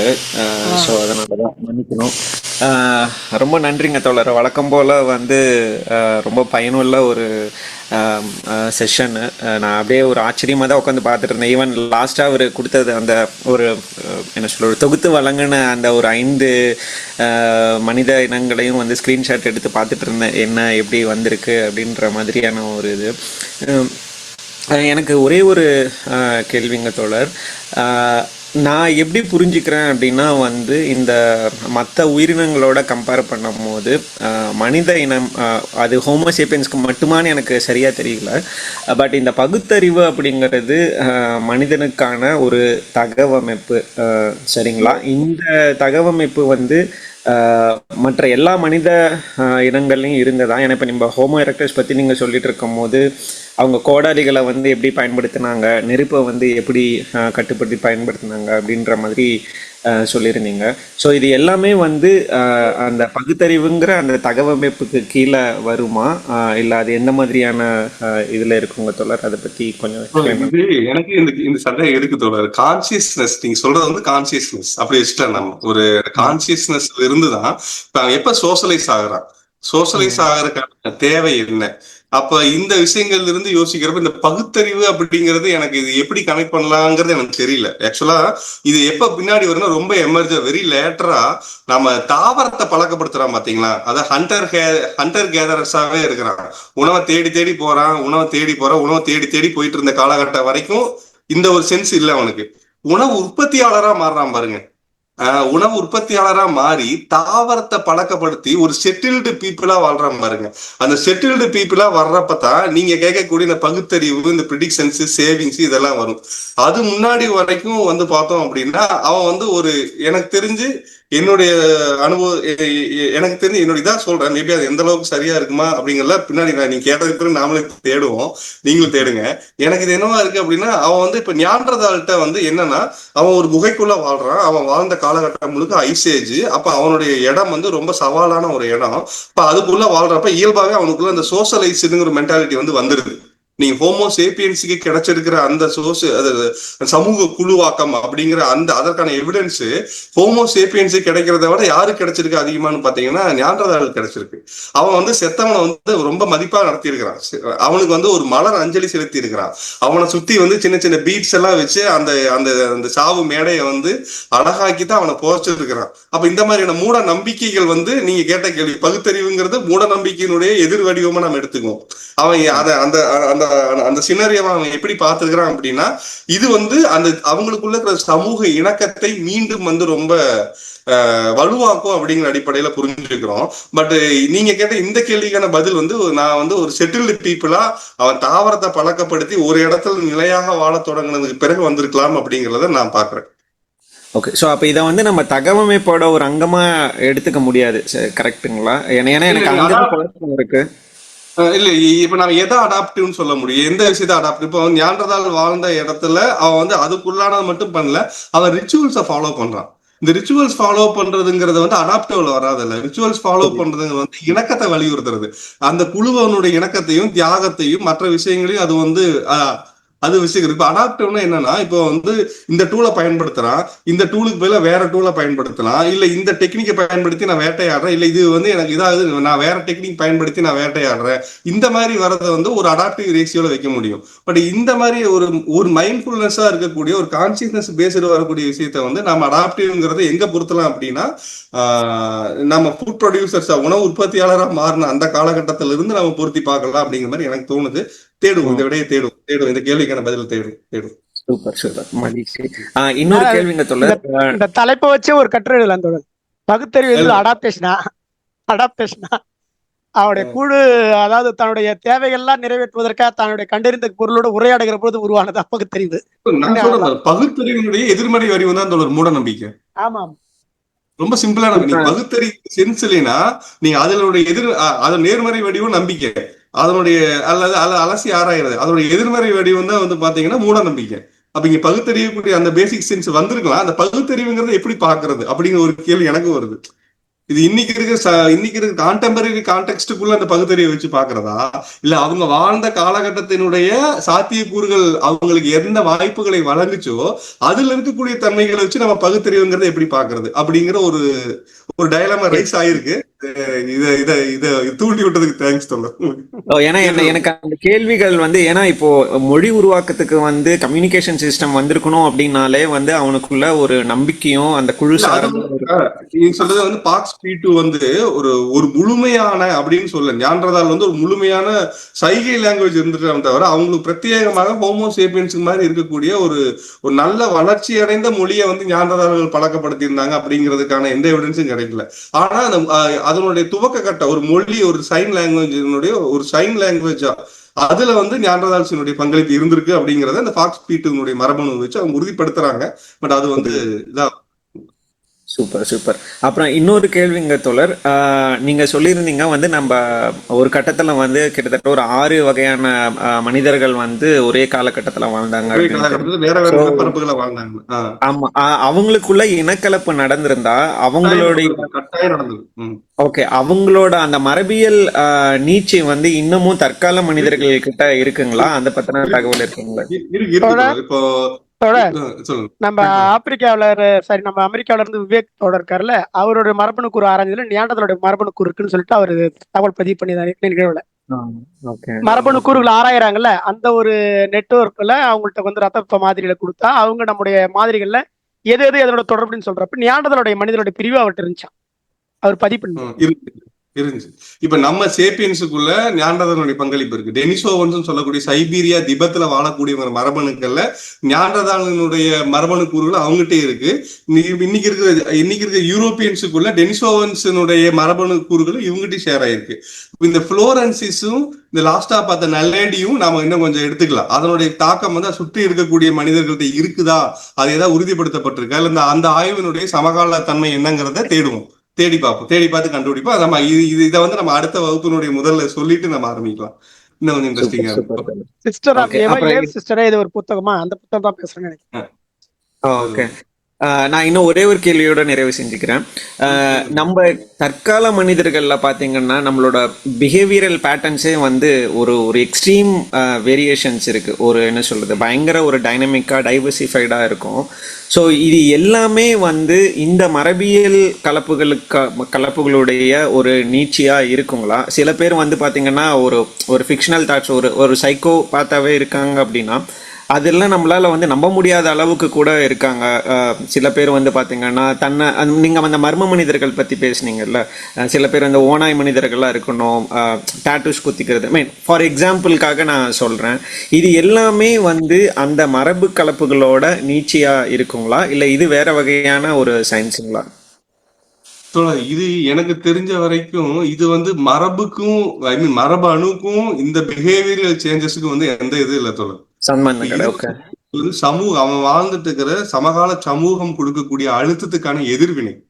அது ஓகே. ஒன்னா நான் இந்த எதிர்வினைக்குள்ள நான் அடங்க மாட்டேன், நான் வேற அப்படின்னு காமிச்சுக்கூடிய ஒரு ஒரு ஆல்பா மென்டாலிட்டி.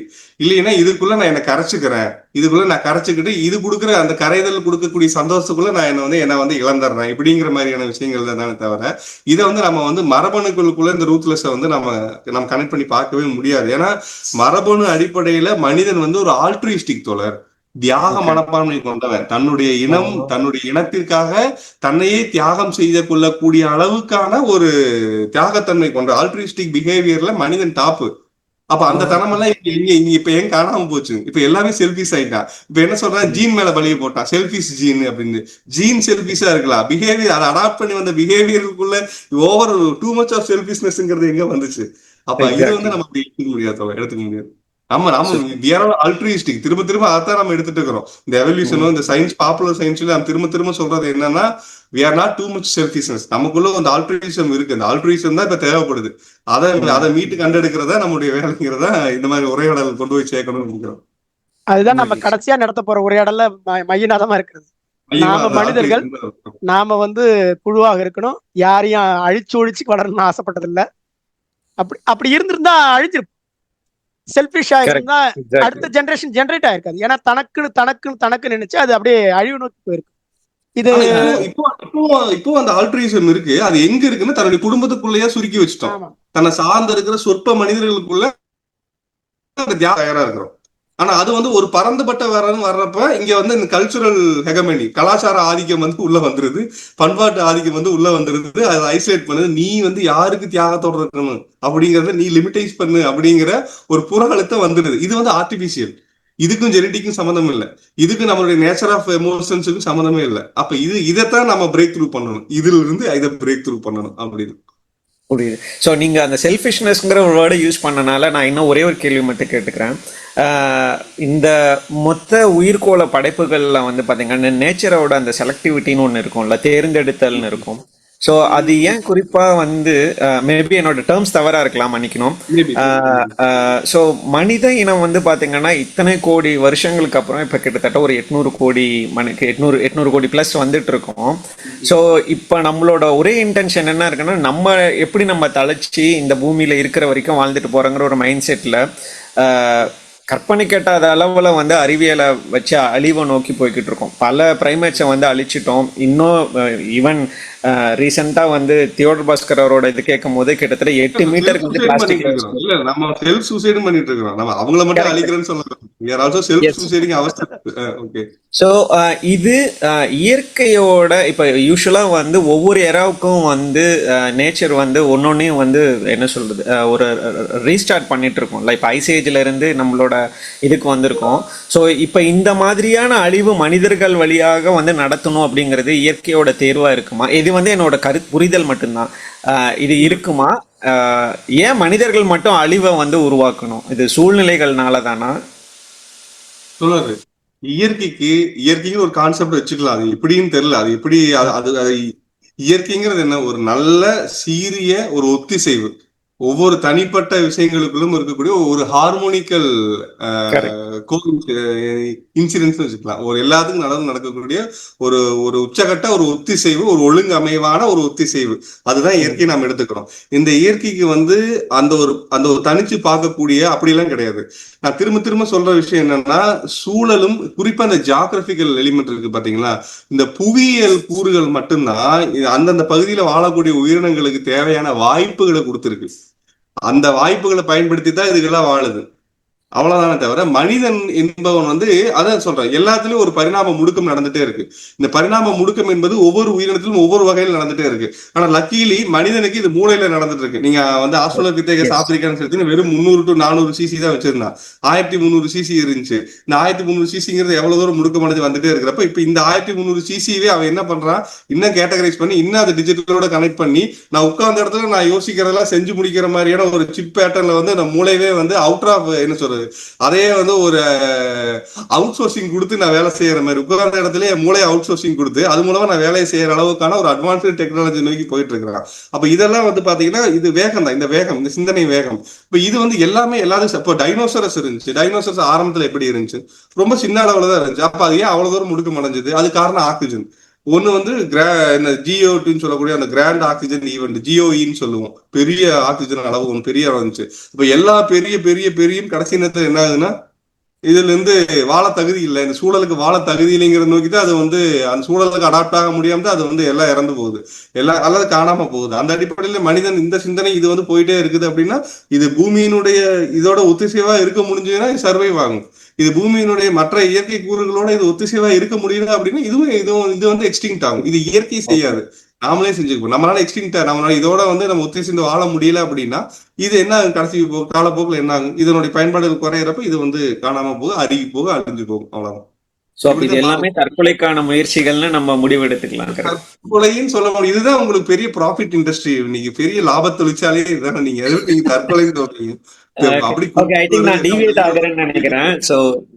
நான் இதோட என்னோட கேள்விகளை முடிச்சேன். மத்தவங்களுக்கும் வாய்ப்பு கொடுக்கணும். ரொம்ப நன்றிங்க தோழர், ரொம்ப நன்றி.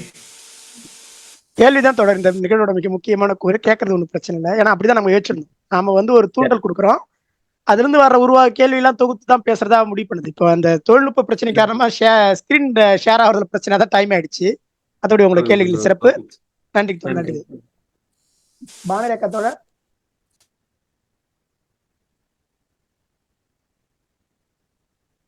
அனைவருக்கும் வணக்கம். நான் போன நிகழ்வு தவற விட்டுட்டேன். நான் இந்த நிகழ்வு ரொம்ப சிறப்பா இருந்தது. சிறப்பா இருந்ததோட அப்படியே ஒரு இன்ட்ரெஸ்டிங்கா அந்த டைம் போனதே தெரியல. ஸ்லைட்ஸும் எழுதி வைக்கல, அந்த அளவுக்கு எழுதி வச்சுக்காம போயிட்டுமேன்ற மாதிரி இருந்தது. இல்ல ஸ்லைடு நான் கொடுக்குறேன் தோழர். நம்ம ப்ரோக்ராம் முடியறப்ப ஒரு 4 அது எதிர்பார்த்தேன். கண்டிப்பா நல்ல ஃப்ளோ உங்களோடது, அப்படியே அடுத்து எடுத்துட்டு வந்தீங்க. இப்போ இந்த ஹோமோ எரெக்டஸ் தானே நம்ம ஆப்பிரிக்கால இருந்து இங்க வந்தாங்க இல்லையா? அதுதான் நம்ம இந்த திருவள்ளூர் அந்த மியூசியம்ல சிறப்பா அந்த எல்லாம் வச்சிருக்காங்க. இப்ப அவங்களோட இந்த 70,000 ஆண்டுகளுக்கு முன்ன ஒரு 6 இனம் ஒன்னா இருந்தாங்க அப்படின்னு சொல்றீங்க இல்லையா? அதுல ஹோமோ எரெக்டஸும் ஒன்னா? அவங்களோட இல்ல ஹோமோ எரெக்டஸ் அந்த ஹெய்டல்பெர்கென்சிஸ்னு சொல்லி ஒரு கிளை பிரிஞ்சது 4 லட்சம் ஆண்டுகளுக்கு முன்னாடி, 4 லட்சம் ஆண்டு. அந்த கிளையினுடைய சமகாலத்துல ஒரு கிளையா எரெக்டஸ் இருந்துச்சு. பின்னாடி இத்தனை பிரிவு வந்தங்காட்டி எல்லாம் ஒன்னோட மிங்கில் ஆகி அது என்ன ஆயிடுச்சுன்னா அந்த மரம் அப்படி நீர்த்து போயிடுச்சு. அவ்வளவுதான், அழிஞ்சு போகல, கலந்து போயிடுச்சு. கலந்து போய் அது தன்னுடைய அந்த தனித்தன்மையை அப்படி வச்சுக்கலாம். அப்ப அதுலதான் இந்த 70,000 ஆண்டுகளுக்கு முன்னாடி ஜியாகிரபிக்கல் ஐசோலேஷன்லதான் இந்த பிரிவு வருதே தவிர ஒவ்வொருத்தருமே வேற ஒருத்தருடைய மரபணு கூறுகளை சுமந்துட்டு தான் இருந்தோம். கிடைச்ச இடத்துல இருக்கக்கூடிய அந்த எலும்புக்கூடு, கிடைச்ச இடம், அந்த ஜியாகிரபிக்கல் ஐசோலேஷன், இந்த மூன்றையும் வச்சு நம்ம கேட்டகரி பண்றோமே தவிர சுத்தமான தனித்துவமான டெனிசோவன் கிடையாது, சுத்தமான தனித்துவமான புளோரன்சிஸ் கிடையாது. எல்லாருமே சேப்பியனுடைய மரபணுகளையும் சுமந்திருந்தா, ஞானதர்களுடைய மரபணுகளையும் சுமந்திருந்தோம். ஆனா அந்த ஜியாகிரபி, அந்த நில அமைப்பு, அந்த தனித்துவம், தனித்தன்மை அவங்களுக்கு கூடுதலான மரபணுக்களை வந்து என்ன சொல்றது பெருகிக் கொள்வதற்கான வாய்ப்புகளை வழங்குச்சு. அது வந்து யாருக்கு கிடைக்கலன்னா ஞானதாளுக்கும் கிடைக்கல, சேப்பியன்ஸும் கிடைக்கல. ஏன்னா இவங்க வாழ்ந்த புவியியல் கூறு என்பது வேறு. அப்படி இருக்கிறப்ப இதனுடைய பங்களிப்பு, இவங்களுடைய பங்களிப்பு குறையுது. அந்த நிலத்தை அந்த சூழலினுடைய பங்களிப்பு வந்து அதிகரிக்கிறப்ப அதற்கான பிரத்யேக தன்மைகள் அடிப்படையில் நம்ம அவங்களை வந்து வகைப்படுத்துறோம். அதை வந்து வகைப்படுத்தி பார்க்கலாம். அப்ப அந்த டெனிசோவனோட வகைப்பாடு வந்து இங்க நியாண்டர்தாலையோ நம்ம இப்ப இருக்கிற இருக்கு. நான் ஸ்லைட்லயே காமிச்சேன், 2 to 4% ஆஃப் மரபணுக்கள் வந்து அவங்க சுமந்துட்டு இருக்கிறாங்க. இருக்கு, அவங்களுடைய உடம்புல இருக்கு. ஆனா நீங்க சொன்னது வந்து அவங்க பனி பிரதேசத்துல தான் இருந்தாங்க இல்லையா டெனிசோவன்? அப்ப அவங்களுக்குள்ளேயே தானே அது மறைஞ்சு போயிருக்கணும். இவங்க எதுல இருந்து பிரிஞ்சாங்க? திரும்ப ஒரு கேள்வி கேட்கறேன். இவங்க எல்லாம் எதுல இருந்து பிரிஞ்சாங்க? ஹெய்டல் பெர்கன்சிஸ்ல இருந்து பிரிஞ்ச தனி கிளை தான். அப்ப ஹெய்டல் பெர்கன்சிஸினுடைய அந்த ஒரு ஃபுட் பிரிண்ட்ங்கிறது எல்லா கிளைகள்லயுமே இருக்கும். ரெண்டாவது, ஐரோப்பாவும் சைபீரியாவும் பெரிய இது கிடையாது. எல்லாமே வந்து பாத்தீங்கன்னா ரஷ்யாவும் ஐரோப்பாவும் பக்கத்துல இருக்கக்கூடிய விஷயம் தான். அப்படி இருக்கிறப்ப அந்த பகுதியில நமக்கு கிடைச்சது வந்து அந்த பகுதியில கிடைச்சிருக்கு. அவங்க அங்க வாழ்ந்தாங்கன்னு சொல்ல முடியாது. ஒரு மைக்ரேஷன் டுவர்ட்ஸ் டு அமெரிக்காவுடைய மைக்ரேஷனா இருக்கலாம். இப்ப இருக்கக்கூடிய வட அமெரிக்காவுக்கு வந்து அவங்க என்ன சொல்றாங்க, அந்த ஜலசந்தி ரஷ்யாவும் அந்த அலாஸ்காவும் சந்திக்கிற அந்த பேரிங் அப்படிங்கிற அந்த ஜலசந்தி வழியத்தான அவங்க போயிருக்காங்க. அது ரொம்ப சமீபத்துல 12,000 ஆண்டுகளுக்கு முன்னாடிதான் அமெரிக்காவுக்குள்ளேயே மக்கள் வந்து மனுஷனே போயிருக்கிறான். அது வரைக்கும் அங்க கிடையாது இல்ல. அப்படி இருக்கிறப்ப இயல்பாகவே கடந்திருக்க வாய்ப்பு இருக்கு. இன்னும் என்னன்னா இந்த இனக்குழுக்கள்ல இப்ப பாக்குறோம். இப்போ அந்தமான்ல கூட நம்ம போனோம்னா அந்த செனட்டல் தீவுல வந்து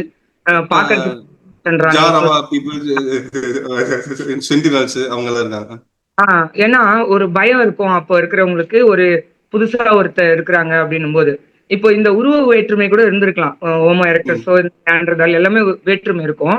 ஆனா இதுக்குள்ளேயும் எப்படி கலப்பு நடந்திருக்கு அப்படின்றதுதான் ஒரு ஆச்சரியம். அப்படி யோசனை பண்ண. ஏன்னா வேற வெளியாலே விட மாட்டேன்றாங்க. ஆனா இந்த இனக்கலப்பு எல்லாம் நடந்து இல்ல, இப்போ நியாண்டர்தாலுக்கும் சேப்பியன்ஸுக்குமான இனக்கலப்பு நடப்பதற்கு எது சாத்தியமா இருந்துச்சு அப்படிங்கிறது வந்து அவங்க தீவு மாதிரியாவோ காடு மாதிரியாகவோ ஜியாகிரபிக்கல் ஐசோலேட்டடான ஏரியாக்குள்ள வாழல. அவங்க வந்து ஒரு உணவை தேடி தேடி தேடி இனக்குழுவா உணவின் தேவைக்காக நகர்ந்துட்டு இருந்த ஒரு பொதுவான தளத்தில் இருந்தாங்க. இப்ப ஜாரவாக்களோ சென்டினல்ஸோ இல்ல அபாரிஜன்ஸ், ஆஸ்திரேலியா அபாரிஜன்ஸோ எடுத்துட்டோம் அப்படின்னா அவங்க என்டையர்லி ஐசோலேட்டட் பை ஜியாகிரபி. திரும்ப பார்த்தேன். அப்ப இது வந்து தனித்துவம் தன்மையோட அதற்கான அடாப்டிவோட இருக்கிறப்ப இந்த சூழலை சீரழிக்கக்கூடிய எது வந்துச்சுனாலும் அவங்களுக்கு வந்து அது விரோதி தான். அது எந்த கான்டெக்ட்ல வந்துச்சுனாலும் இது அவங்களுக்கு வந்து ஒரு பெரிய அச்சுறுத்தல் தான். அந்த அச்சுறுத்தல தானே நிறைய நடக்குது. இப்போ உலகை முதல்ல வளர்ந்த மெகலன் என்ன பண்ணப்படுறாங்க, கொலை செய்யப்படுறாங்க. யாருனால கொலை செய்யப்படுறாங்க? அது பிலிப்பைன்ஸ்ல அதெல்லாம் பாக்குறோம்ல. அப்ப இவங்களுக்கு வந்து அது வந்து அந்த இவங்க இப்படி இருக்கிறதா அவங்களுக்கு செட்டப் அப்படிங்கிற அடிப்படையில் நம்ம பார்க்கலாம்னு நினைக்கிறேன். அங்கே இருந்து அந்த இடத்த தனக்கான இடமா மாத்துறவங்களுக்கு எதிரி இவ்வளவு பேசுறோம். இவன் கொலம்பஸ் போனப்ப என்ன நடந்துச்சு? கட்டி பிடிச்சானுங்க. கொலம்பஸ் போறப்ப வந்து கூட வந்து கொடுத்தானுங்க. அவங்க அந்த அளவுக்கு சிவிலைஸ்ட் ஆகலைன்னா அவங்க நிலப்பரப்புங்கிறது ரொம்ப சாதாரணமான தன்மையோட தான் இருந்துச்சு. இதை நான் இப்படி யோசிக்கலாம்ல. ஜாரவாட்ட கொலம்பஸ் போயிருந்தா கொண்டிருப்பான். இவன் இஸ்பனோலாவுக்கு போறப்ப இஸ்பனோலால வாழ்ந்த அந்த பழங்குடிகள் வந்து இவன் ரொம்ப வாஞ்சையா கொண்டாடி நின்று எல்லாம் பண்ணி நோயை வாங்கி செத்து போனா, போராடியும் செத்து போனான். அப்ப இதை நாம எப்படி எடுத்துக்கிறதுங்கிறது ஒரு சின்ன இது இருக்கு. அப்ப டிஸ்கஷன் இருக்கு. அப்ப இவங்க வந்து ரொம்ப பழங்குடியில இன்னொன்னு சொல்ல போனேன். ஹிஸ்பனோலால போன பழங்குடிகள் வெறும் 12,000 ஆண்டுகளுக்கு தான் அமெரிக்காக்குள்ளேயே போயிருக்கிறான். அந்த அமெரிக்காக்குள்ள இருந்து வந்தவன் அப்ப ஹோமோ சேப்பியன்ஸினுடைய சமீப கால வடிவம் தான் இந்த பழங்குடி. ஆனா ஜாரவாக்கள் சென்டினல்ஸ் சொல்றதெல்லாம் வந்து எரக்டஸினுடைய காலகட்டத்தில இருந்து வந்த பழங்குடி. அப்ப அவனுடைய அந்த பூர்வீக தன்மைகளுடைய வயது என்பது அதிகம். ஓகே. அப்ப ஆனா கொலம்பஸ் போறப்ப அவன் கியூபாக்கு தானே போறான். கியூபா ஹிஸ்பனோலா தானே போறான். அப்ப அமெரிக்காவுக்கு 12,000 வருஷத்துக்கு முன்னாடி தான் போயிருக்கிறான். அப்ப இங்க வந்து 10,000 8,000 வருஷங்கிறப்ப அந்த ஒரு மூர்க்கத்தனம் இவன்கிட்ட இருக்காது தானே. அப்படி நம்ம எடுத்துக்கலாம் தானே. அதே போல பாத்தீங்கன்னா நீங்க அந்த சொன்னீங்க இல்லையா, ஒரு இதுக்கும் 33 லட்சம் ஆண்டுகள், 27 லட்சம். அப்போ ஏறக்குறைய ஒரு 7 இருந்து 10 லட்சம் ஆண்டுகள் தான் ஒரு மாற்றம் வந்துட்டே இருந்திருக்கு. அதுல வந்து எரக்டஸ் வந்து 19 லட்சம் ஆண்டுகள் வரைக்கும் இருந்திருக்காங்க. அதுக்கப்புறம் நேர்த்து போயிருக்கிறாங்கன்னு சொன்னீங்க. அப்போ ஒரு இனம் வந்து போறதுக்கு ஒரு 7 லட்சம் ஆண்டுகள் இல்ல 5 லட்சம் ஆண்டுகளாவது இருந்திருக்காங்க மினிமம். ஆனா இப்போ ஹோமோ சேப்பியன்ஸ் வந்து எத்தனை லட்சம் ஆண்டுகள் இருப்பாங்க அப்படின்னு கேட்க வரீங்களா? நல்ல விஷயம். நானே கோடிக்கணக்கில் இல்ல இல்ல, திரும்ப திரும்ப அதான் சொல்றேன். திரும்ப திரும்ப சொல்ல வர்றதுக்கான காரணம் எதுவுமே வந்து அந்த சூழலுக்கான தகவமைவு மட்டும்தான் தீர்மானிக்கிறது. இப்போ அப்ப வந்து ஒரு ஒரு சின்ன நிலப்பரப்புக்குள்ள ஒரு ரிஃப்ட் வேலிங்கிற அந்த ஒரு இடம், கிழக்கு ஆப்பிரிக்கா, தான்சானியா, தென்னாப்பிரிக்கா, இந்த மாதிரி இருக்கக்கூடிய சின்ன சின்ன நிலப்பரப்புக்கு உண்டான அந்த அடாப்டிவ் ரேடியேஷன் என்பது குறைவு. இன்னைக்குதான் 800 கோடி பேர் உலகம் முழுக்க இருக்கிறாங்க. எல்லா ஏரியா கொசு மாதிரி இந்த எல்லா இதுலயும் இருக்கிற மாதிரி உலகம் முழுக்க இருக்கிற எல்லா இடத்துலயுமே போயிட்டான். அப்ப இங்க அடாப்டேட்டிவ் ரேடியேஷன் என்பது ஒவ்வொரு ஏரியாவில் இருக்கக்கூடிய ஜெனிருக்கும் மாறி மாறி மாறி மாறி தான் வருது. அப்ப அதனால ஏதோ ஒரு ஒரு உயிரினமாவது நீங்க நினைக்கிற மாதிரி வாழ்ந்துட்டே தான் இருக்கு. அது வந்து நீங்க 3 லட்சத்துல முடியாது.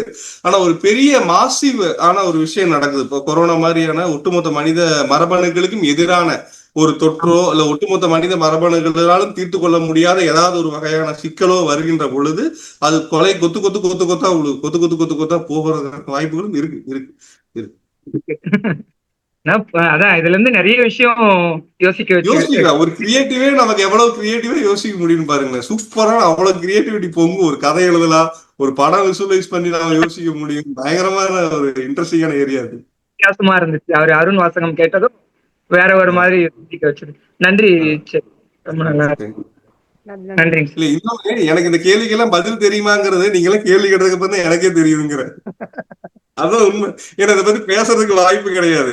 இதை பத்தி ஷேர் பண்றதுக்கு வாய்ப்பு கிடையாது. நீங்களே கேள்வி கேட்கறப்ப ஓ இந்த கேள்விக்கெல்லாம் என்னால பதில் சொல்ல முடியுமா அப்படிங்கிறது இப்பதான் நான் 1 to 1 கவுண்டர் பண்றேன். கேள்விகள்லாம் வந்து நீங்க வச்சிருக்கிறவங்க எல்லாம் நம்ம குரூப்ல வந்து ஜூம் குரூப்னு வச்சிருக்கிறோம்ல, அதுல எனக்கு பதிவு பண்ணி வைங்க. நம்ம கடைசி அமர்வுல அந்த கேள்விகள்லாம் திருப்பி லாஸ்ட் அமர் வந்து கேள்விக்காவே நம்ம ஒதுக்குறோம். கேள்வி ஒதுக்கி நம்ம டிஸ்கஸ் பண்ண இருக்கிறோம். இப்படி போற மாதிரி போச்சா இன்னும் இன்னும் நிறைய எபிசோட் போகும்னு நினைக்கிறேங்க கருணாகரன். ஆமா, ஒரு 4-5 மாசமாவது போகும்னு நினைக்கிறேன் நான். நிறைய இன்ட்ரெஸ்டிங்கா இருக்கு. ஆமா. ஆனா தொடர் நம்ம இவ்வளவு அறிவியல் பேசுறோம். பி கே ராஜன் போட்டிருந்தாரு கள்ளக்குறிச்சி அறிவியல் இயக்கம் அறிவியல் பேசுறாங்களாமேன்னு சொல்லிட்டு அப்படின்னு இன்னைக்கு போஸ்ட பார்த்து கிண்டல் அடிக்கிறாரு. என்னடா அது நம்ம நிறைய பேசிருக்கோம். இவர் எப்பதான் பார்த்தாருன்னு தெரியல. ஆனா நக்கல் அடிக்கிறாரு. தொடர் நிறைய அறிவியல் பேசியிருக்கிறோம். புத்தகங்கள் பேசுறப்ப அறிவியல் நம்ம பி கே ராஜன் புத்தகங்கள் பேசுறப்ப கலந்து பேசுவோம், படங்களை பேசுறப்ப கலந்து பேசுவோம். ஆனா தலைப்புகள்லாம் அதிகமா அறிவியல் தானே பேசியிருப்போம் அப்படின்னு போட்டேன். எனக்கு அதுல இருந்தே ஒரு பெரிய ஊட்டிங்க ஆயிடுச்சு. என்னடா இவ்வளவு அறிவியல் பேசியிருக்கிறோம், இவரு இப்படி பதிவு பண்றாரு. பொதுவெளியில என்ன அது பாக்குறது தெரியல. அப்ப ஒவ்வொருத்தருக்கும் ஒவ்வொரு மாதிரி அறிவியல் பார்ப்பாங்க. அவருக்கான அறிவியல் நம்ம பேசாம இருக்கலாம். அதுக்காக நாம அறிவியல் பேசலன்னு அர்த்தம் இல்ல. இந்த பதில நான் பதிவு பண்றேன்னு நினைக்கிறேன். பதிவு போடுங்க. உங்களுக்கான அறிவியல் வேணா என்ன பேசாம இருக்கலாம். உங்க உங்க உங்க வரையறையில அறிவியல் என்னன்னு சொல்லுங்க. நாங்க பேச முயற்சி பண்றோம். நாங்க இந்த அறிவியலா பேசிருக்கிறோம். இது உங்க பார்வையில அறிவியலா அபத்தமான்னு சொல்லுங்க. அவரே பேசிருக்காரு. அவரே வந்து சீனாவில் அறிவியல் தொழில்நுட்பம், விவசாயம் வந்து விவசாயத்தை ஒரு அறிவியல் பார்வையில அவர் தான் பேசினாரு. பதிவு பண்றாரு. சரி, ஏதோ நம்மள வந்து கிண்டல் அடிக்க நினைக்கிறாரு நினைச்சுக்கிட்டேன். சரிங்க தொடர். ஓகே தானே. வணக்கம். நன்றி நன்றி தொடர். குமரேசன் தோழர்கள் கேள்வி இருக்கிற கையை உயர்த்துங்க. நேரம் கடந்துருச்சு. தோழர் வணக்கம். கேக்குதா? கேக்கு தொடர் பேசு. வணக்கம் தோழர். ரொம்ப ஒரு ஆசிரியர் முன்னாடி ஒரு மாணவனாக இருந்து கேட்கிற அருமையான வாய்ப்பு பல ஆண்டுகளுக்கு பிறகு இன்னைக்கு கிடைச்சது எனக்கு. இந்த அறிவியல் தொடர்பாக அப்படிதான் நான் உணர்றேன். ரொம்ப எத்தனை வயதானாலும் இதுல நம்ம கற்றுக்கொள்வதற்கு எப்பவுமே புதுசு புதுசா கிடைச்சிக்கிட்டே இருக்கு. அதை இன்றைய அனுபவமும் மெய்ப்பித்தது என்றுதான் சொல்லணும். இதுல ஒரு சில கருத்துக்களை முதல்ல சொல்லிக்கிறேன். இந்த தொடக்கத்துல நிகழ்வின் தொடக்கத்துல ஒரு ஸ்லைடு மாதிரி போட்டீங்க இல்லையா? நீங்க போடல, இவரு நம்ம கருணாகரன் அந்த அறிமுக ஸ்லைடு மாதிரி அப்படி போடும்போது அதுல ஒரு நிமிஷம் அதுல என்னன்னா அந்த உலகின் முதல் பெண் லூசி அப்படின்னு குறிப்பிட்டிருந்தது. அப்படி குறிப்பிடக்கூடாதுன்னு நான் கருதுறேன். ஏன்னா ஒண்ணு அவங்க நேரடியாக முதல் மனித பெண்கிற மாதிரி ஒண்ணுமா இருந்துச்சு. அதுல முதல் பெண் தான் கரெக்ட். அந்த ஏன்னா ஒண்ணு நேரடி இப்ப நாம பொருள்படுத்துகிற அந்த மனித குலத்தை மனித இனத்தை சார்ந்தவர்கள் அல்ல, அதற்கு முந்தைய ஒரு இனத்தினுடைய இது. ஆனா அந்த அந்த லிங்க் அவங்ககிட்ட தான் கிடைக்குது அப்படிங்கிறது உண்மைதான். இன்னொன்னு அவங்களுடைய இது என்னன்னா அந்த அதற்கு முன்னும் பலவருடைய முன் வாழ்ந்த பெண்களுடைய எலும்புகள்லாம் கூட கிடைச்சிருக்கு. ஆனா இவங்களோட எலும்பு தான் கிட்டத்தட்ட முழுமையாக இவங்க தோற்றம் இப்படித்தான் இருந்துச்சுன்னு வரையறுக்கக்கூடிய அளவுக்கு கிடைச்சது. மரத்துல ஏறக்கூடியவங்களா ஏறி வாழ்றவங்களாவும் இருந்தாங்க, முதுகு தண்டு நிமிந்து காலா வீசி நடக்கிறவங்களாவும் இருந்தாங்க, கொஞ்சம் குனிஞ்ச அப்படிங்கிற போது நமக்கான அந்த அந்த இணைப்பு சங்கிலிக்கான ஒரு இது கிடைச்சிருக்கு. ஆனா அதே போல காலத்துல இருந்திருக்கிறாங்கன்றது தெரியுது. அது ஒண்ணு. ஆகவே முதல் பெண்ணுங்கிறது போல வேற மாதிரி ஏதாவது நம்மளோட மூதாதை அப்படிலாம் சொல்றோம், பாட்டி கிட்டிலாம் சொல்றோம்.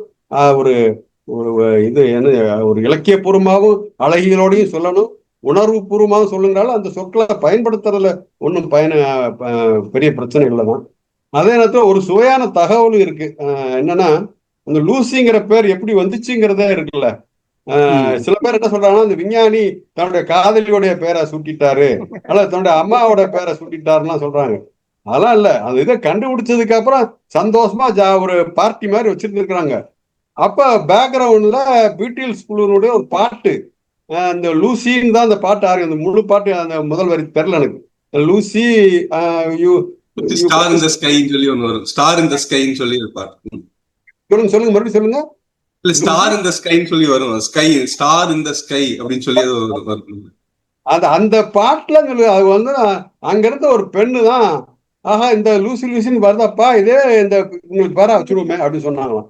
ரொம்ப இயல்பு, யாரும் திட்டமிட்டோ அந்த மாதிரிலாம் வைக்காம அந்த இந்த மாதிரியான சுவையான தகவலையும் சேர்த்துக்கிட்டா நம்முடைய குழு இன்னும் லைவா இருக்கும். இல்ல லூசி மட்டும் தனி ஸ்லைட் இருக்கு தோழர். அது வந்து கிட்டத்தட்ட ஒரு 1/2 மணி நேரம் பேசலாம். அது மட்டும் தனியா வச்சிருக்கிறேன். அதை நான் எடுக்கவே இல்லை. ஆனா அதை பத்தி 9 பக்கத்துக்கு ஒரு கட்டுரை எழுதியிருக்கிறேன் நான். அதனால அதை தனி ஸ்லைடா வச்சிருக்கிறேன் அடுத்தது. ஆமா, என்னுடைய இது வந்து நாட் ஓன்லி ஃபார் லூசி, எல்லாத்துலயுமே இப்படிப்பட்ட சுவையான தகவலையும் நினைச்சுக்கிட்டோம்னா நம்முடைய உரையாடல் இன்னும் லைவ்லியா இருக்கும் அப்படிங்கிறது. அது என்னை விட சேக்காவால இன்னும் நிறைய செய்ய முடியாது. ஏன்னா அவர் தேடி தேடி படிக்கிறவர், நான் கேட்டு கேட்டு பேசுறவங்க. ரெண்டுக்கு நிறைய வேறுபாடு இருக்கு. அதனால இது ஒரு வேண்டுகோளா கூட வச்சுக்கோங்க. அடுத்து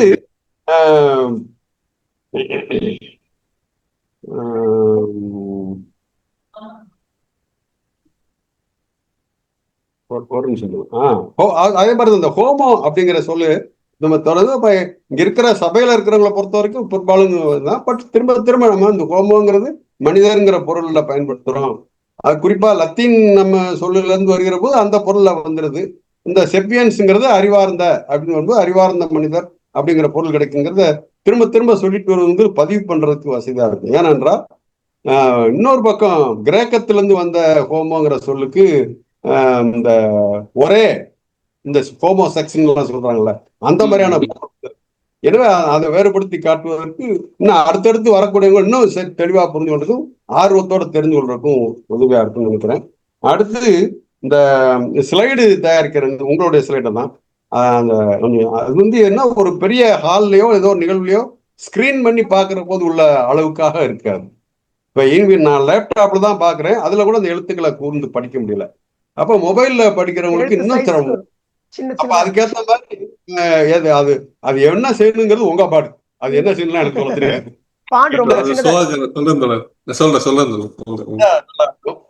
அடுத்து நீங்க அருண்வாசனோட நடத்தின உரையாடல் அற்புதமான உரையாடல். தோழருக்கு வந்து உண்மையில நன்மை. இப்படியான உரையாடலுக்கு வழிவகுக்கிற அற்புதமான கேள்விகளை வச்சாங்க. அதுல வந்து அந்த பகுத்தறிவு பற்ற கேள்வி ரொம்ப, அதான் நீங்க கொடுத்த விடையும் அருமையான விஷயம். இன்னும் சுருக்கமா சொல்றதா இருந்தா அனுபவ அறிவினுடைய தொகுப்பு தானே பகுத்தறிவு. ஏன்னா நேத்து பட்டதுல இருந்து இன்னைக்கு அது மாதிரி ஆயிடக்கூடாதுன்னு கவனமா இருக்கிறதுல இருந்து வர்றதானே பகுத்தறிவு. அது எனக்கு நடந்திருக்கலாம் அல்லது இன்னொருத்தருக்கு நடந்திருக்கலாம். நான் அடிக்கடி இந்த வகுப்புகள்ல இந்த மாதிரியான உரையாடல்களை சொல்வது உண்டு. ஒருத்தர் ஆத்துல வெள்ளம் கரை புரண்டு ஓடுது, தும்மு தும்முன்னு போறாங்க. முன்னாடி போன 4 பேர் இறங்குறாங்க, அடிச்சுட்டு போயிடுது வெள்ளம். அப்படி பின்னாடி வந்து 4 பேர் நின்றுடுறாங்க. அதுக்கு பின்னாடி வர்றவங்க பார்த்தீங்கன்னா போகாதீங்கப்பான்னு நிறுத்துறாங்க. அதை அடிச்சுட்டு போயிடுன்னு. அன்னைக்கு இருந்த மொழியில சைகை மொழியா இருக்கலாம், ஊன் கத்துறதா இருக்கலாம், நிறுத்திட்டாங்க. ஆக இப்படியான அந்த பட்டறிவு அடுத்தவர்களுக்கு கடத்தப்படுவது இப்படி வந்ததுதான் பகுத்தறிவுன்னு நம்ம இன்னும் எளிமையா விளக்கும் போது சொல்லலாம். இந்த அதுல இருந்தெல்லாம் முரண்பட்டு வந்ததுதான் நீங்க சொன்ன இந்த மூட நம்பிக்கை அல்லது இந்த ஆன்மீக அறிவுலாம் சொல்றாங்களே, என்னென்னமோ புடலங்கா பேர்லாம் வச்சிருக்காங்க அதுக்கு. அப்ப அதெல்லாம் அதுக்கப்புறம் வந்ததுதான். ஆக இயல்பானது பகுத்தறிவு தான், இயற்கையானது பகுத்தறிவு தான். அதுக்கு முரணானதுதான் இந்த அறிவுங்கிறத நமக்கு வலியுறுத்தி சொல்லலாம். ஆனா அது நம்ம அவங்க மனம் புண்படாம சொல்லணும், அவ்வளவுதான். அவங்க வந்து என்ன எங்களை இப்படி சொல்றியா, எங்களெல்லாம் முட்டாள் சொல்றியான்னு கேட்டுட்டு இருப்பாங்க. அப்படிலாம் சொல்லலப்பா, ஏன்னா விஞ்ஞானிகள்லயே அறிவியலாளர்களே 70% பேர் கடவுள் நம்பிக்கை உள்ளவர்கள் தான் அப்படிங்கிறது சேர்த்தே சொல்லி அவங்ககிட்ட நம்ம உரையாட முடியும்னு நான் கருதுறேன். அப்புறம் அந்த சோசியலைஸ் ஆகிறத பொறுத்த வரைக்கும் ஒருவருக்கு ஒருவர் இதுவே சோசியலைசேஷன் தானே. நான் சொன்னேன் இல்லையா, பின்னாடி வந்தவங்களுக்கு எச்சரிக்கை பண்ணி நிறுத்துறாங்க அப்படிங்கிறது, அதுவே ஒரு சோசியலைசேஷன் ஏற்பாடு தான். ஓஹோ, பாதுகாப்பு கருதி அவர் இல்லாம நான் இல்லை, நான் இல்லாம அவர் இல்லைங்கிறது அறிவு வருகிற போதே இயல்பா அந்த சோசியலைசேஷன்ங்கிறதும் வந்துடுது. அப்படி இது என்ன விரிச்சு பதவி நான் சொல்றது இந்த இதுல சுருக்கமா சொல்றேன். அது மாதிரி அந்த சான்றுகள் அப்படிங்கிறத பொறுத்த வரைக்கும் நீங்க அழகா சொன்னீங்க. இது வரைக்கும் கிடைச்ச சான்றுகள் வந்து இந்த முடிவுகளுக்கு வர வேண்டியிருக்குன்னு. நிச்சயமா அறிவியல் விடாது, தொடர்ந்து தேடும். கருப்பு விடுதோ விடாதோ, கண்டிப்பா அறிவியல் விடாது. அதுல புதிய புதிய சான்றுகளை தேடி எங்க இருந்தா கொண்டு வந்துருவாங்க, நிறுவப்பட்டு விடும் அப்படின்னு நம்புறேன்.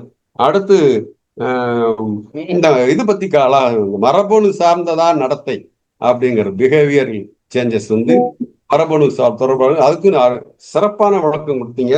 அதுல வந்து ஏன்னா மரபணு சார்ந்ததுதான் நடத்தைங்கிற முடிவுக்கு வந்துட்டா என்ன ஆகும்னா, ஒருத்தோட அறிவு மரபணு சார்ந்ததான்னு சொல்லிட்டு இருக்கிறான்ல, நாங்களாம் பரம்பரையா அறிவாளிகள் சொல்லிட்டு இருக்கிறான்ல, அதை உண்மையா ஏற்க வேண்டியிருக்கும்ல.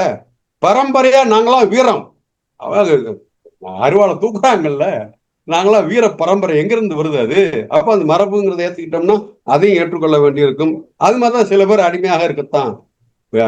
இன அடிப்படை இல்ல, பாலின அடிப்படை, பெண்கள் இப்படித்தான் இருக்கணும், அது மரபணு அப்படின்னு சொல்லி நிறுவிட்டு இருக்கிறதுக்கான முயற்சிகள் நடக்கிறது இல்ல. எனவே அந்த கோணத்திலும் கூட அதை நிராகரிச்சிடலாம். அப்புறம் அந்த அழிவு பற்றிய ஒரு கேள்வி அதுக்கு நல்ல பதில் சொன்னீங்க. அதுல அழகா சொன்னீங்க, நீ சுருக்கமா சொல்லிட்டீங்க. அதாவது சுரண்டல் ஏற்பாடுங்கிறது எப்போ வந்துச்சு? உடைமை சமுதாயத்தோடு இணைந்து சுரண்டல் என்பது எப்போ வந்தது? அப்பதான் அழிப்புங்கிறது தொடங்கிச்சு. அது அளவுக்கு தேவைக்காக எடுப்பது என்பது வேறு, என்னுடைய லாபத்துக்காக எடுப்பது என்பது வேறுங்கிற போது இந்த அழிப்பு என்பதும் தொடங்கிருச்சு. இன்னும் சொல்லப்போனா அந்த அழிப்பு என்பது இயற்கையை அழிப்பதோடு நிக்கல, மனிதனுடைய இயற்கையான குணத்தை அழிப்பதோடும் போய் நின்றுச்சு.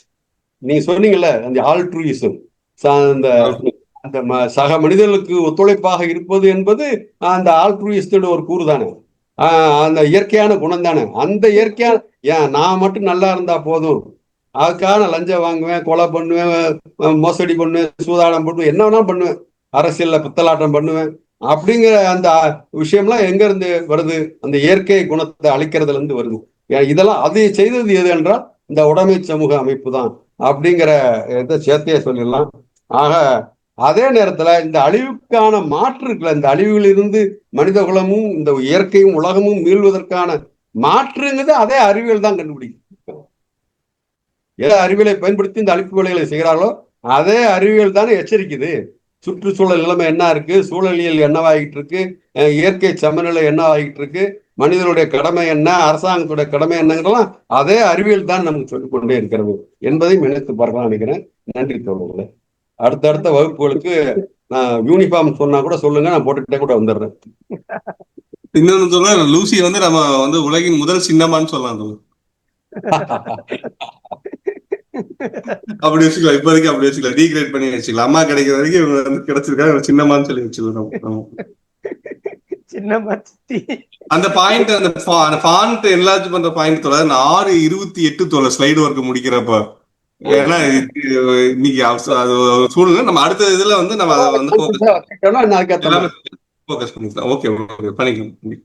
அப்புறம் இந்த ஒரு நம்ம லூசி பத்தி மட்டுமே எப்படி வந்து நிரூபிச்சாங்க, எங்க போச்சு, அதோட எவிடன்ஸ் என்ன, யாரு பண்ணாங்கன்றத பத்தி ஒரு டீடைலான ஒரு ஸ்டடி நம்ம லூசி பார்த்துட்டு அடுத்துதான் போக போறோம். நம்ம காலையில செக்காத்தோட பேசுனது இன்னைக்கு நிகழ்வு வேணாம்னு சொல்லிட்டு தான் நான் தான் பேசினேன். உடம்பு முடியல, எனக்கு உடம்பு சரியில்லை, பாத்துக்கலாம்னு சொல்லிட்டு. இல்லைங்க தோட, நான் தானே பேச போறேன், நீங்க என்ன பண்ண போறீங்க, அதனால வச்சிடலாம்னு சொல்லிட்டு செக்கா சொன்னாரு. அதுவும் சரிதான் அப்படின்னு வச்சுது. அதனாலதான் நான் இன்னைய ரெடி பண்ணது வந்து ஸ்லைடு இன்னைக்கு ரெடி பண்ணது இல்லை, போன வாட்டி ரெடி பண்ணது அப்படியே கொஞ்சம் மாத்தி போட்டு இருந்தேன். ஸோ அந்த அளவுக்கு நுட்பம்லாம் கவனிக்கல நான். ஆனா இயல்பா வந்து லூசியை வந்து உலகின் முதல் பெண் சொல்ற அந்த இது எனக்கு ஒரு சிலிர்ப்பு இருக்கும். ஏன்னா ஒரு பெண்ணு தான் வந்து முழுமையா எல்லாம் கிடைச்சிச்சு, ஒரு பெண்ணு தான் முதல்ல அப்படின்ற வார்த்தைக்காக அதை பயன்படுத்தி நினைச்சது. நீங்க வந்து எல்லா விதமான ஆணாதிக்கம் எல்லாம் இருக்கிறதே பெண் தான்ப்பா கிடைச்சது, அதுதான் பெண் தான்ப்பா நம்மள்ட்ட எல்லாம் இருக்குது, அவள்கிட்ட தான் எல்லா கூறுலையும் எடுக்க முடியும். ஏன்னா ஆண்கிட்ட கிடைக்காது, எல்லாம் எக்ஸ்ஒய்னு தெரிஞ்சிடும், பெண்கிட்ட தான் எக்ஸ்ஓஸ்ன்னு இருக்கிறதால அதுல எல்லா கூறும் இருக்குதுன்றதுக்கான ஒரு நாம பேசுற இடத்துல ஒரு ஆணித்தரமா வைக்கிறது உலகின் முதல் பெண் அப்படின்ற வைக்கிற ஒரு குறியீடா அதை பயன்படுத்துறது அந்த வகையில பேசியிருந்து அந்த வகையில பதிவுப்படுது. ஆக்சுவலா இன்னைக்கு பண்ண ஸ்லைடு ஏற்கனவே பண்ண ஸ்லைடோட ஒருத்தர் இதுதான். நானும் பெருசா இன்னைக்கு இப்ப பண்ண முடியல, கடைசி நேரத்துல தான் வந்தது. ஒரு சின்ன ஆலோசனை, இதை நீங்க நூலாக தொகுக்கிற போது சில முக்கியமான விஷயங்களுக்கு QR கோடு போட்டு விட்டுருங்க.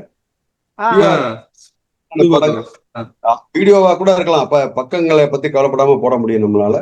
அது நல்ல ஐடியா தோழர். சரி, நல்ல ஐடியா, சூப்பர். செகத்தோட நீங்க இறுதி பகுதியை பதிவு பண்ணிட்டீங்கன்னா முடிச்சிடலாம், டைம் எட் ஆயிடுச்சு. Okay sir. அதான் இப்ப இதுல வந்து இந்த சைடு ஒட்டி நமக்கு கிடைச்சிருக்கக்கூடிய நிறைய கேள்விகள் சூப்பரா வந்துச்சு. போன செஷன்ல கூட கேள்விகள் கம்மியா வந்துச்சு.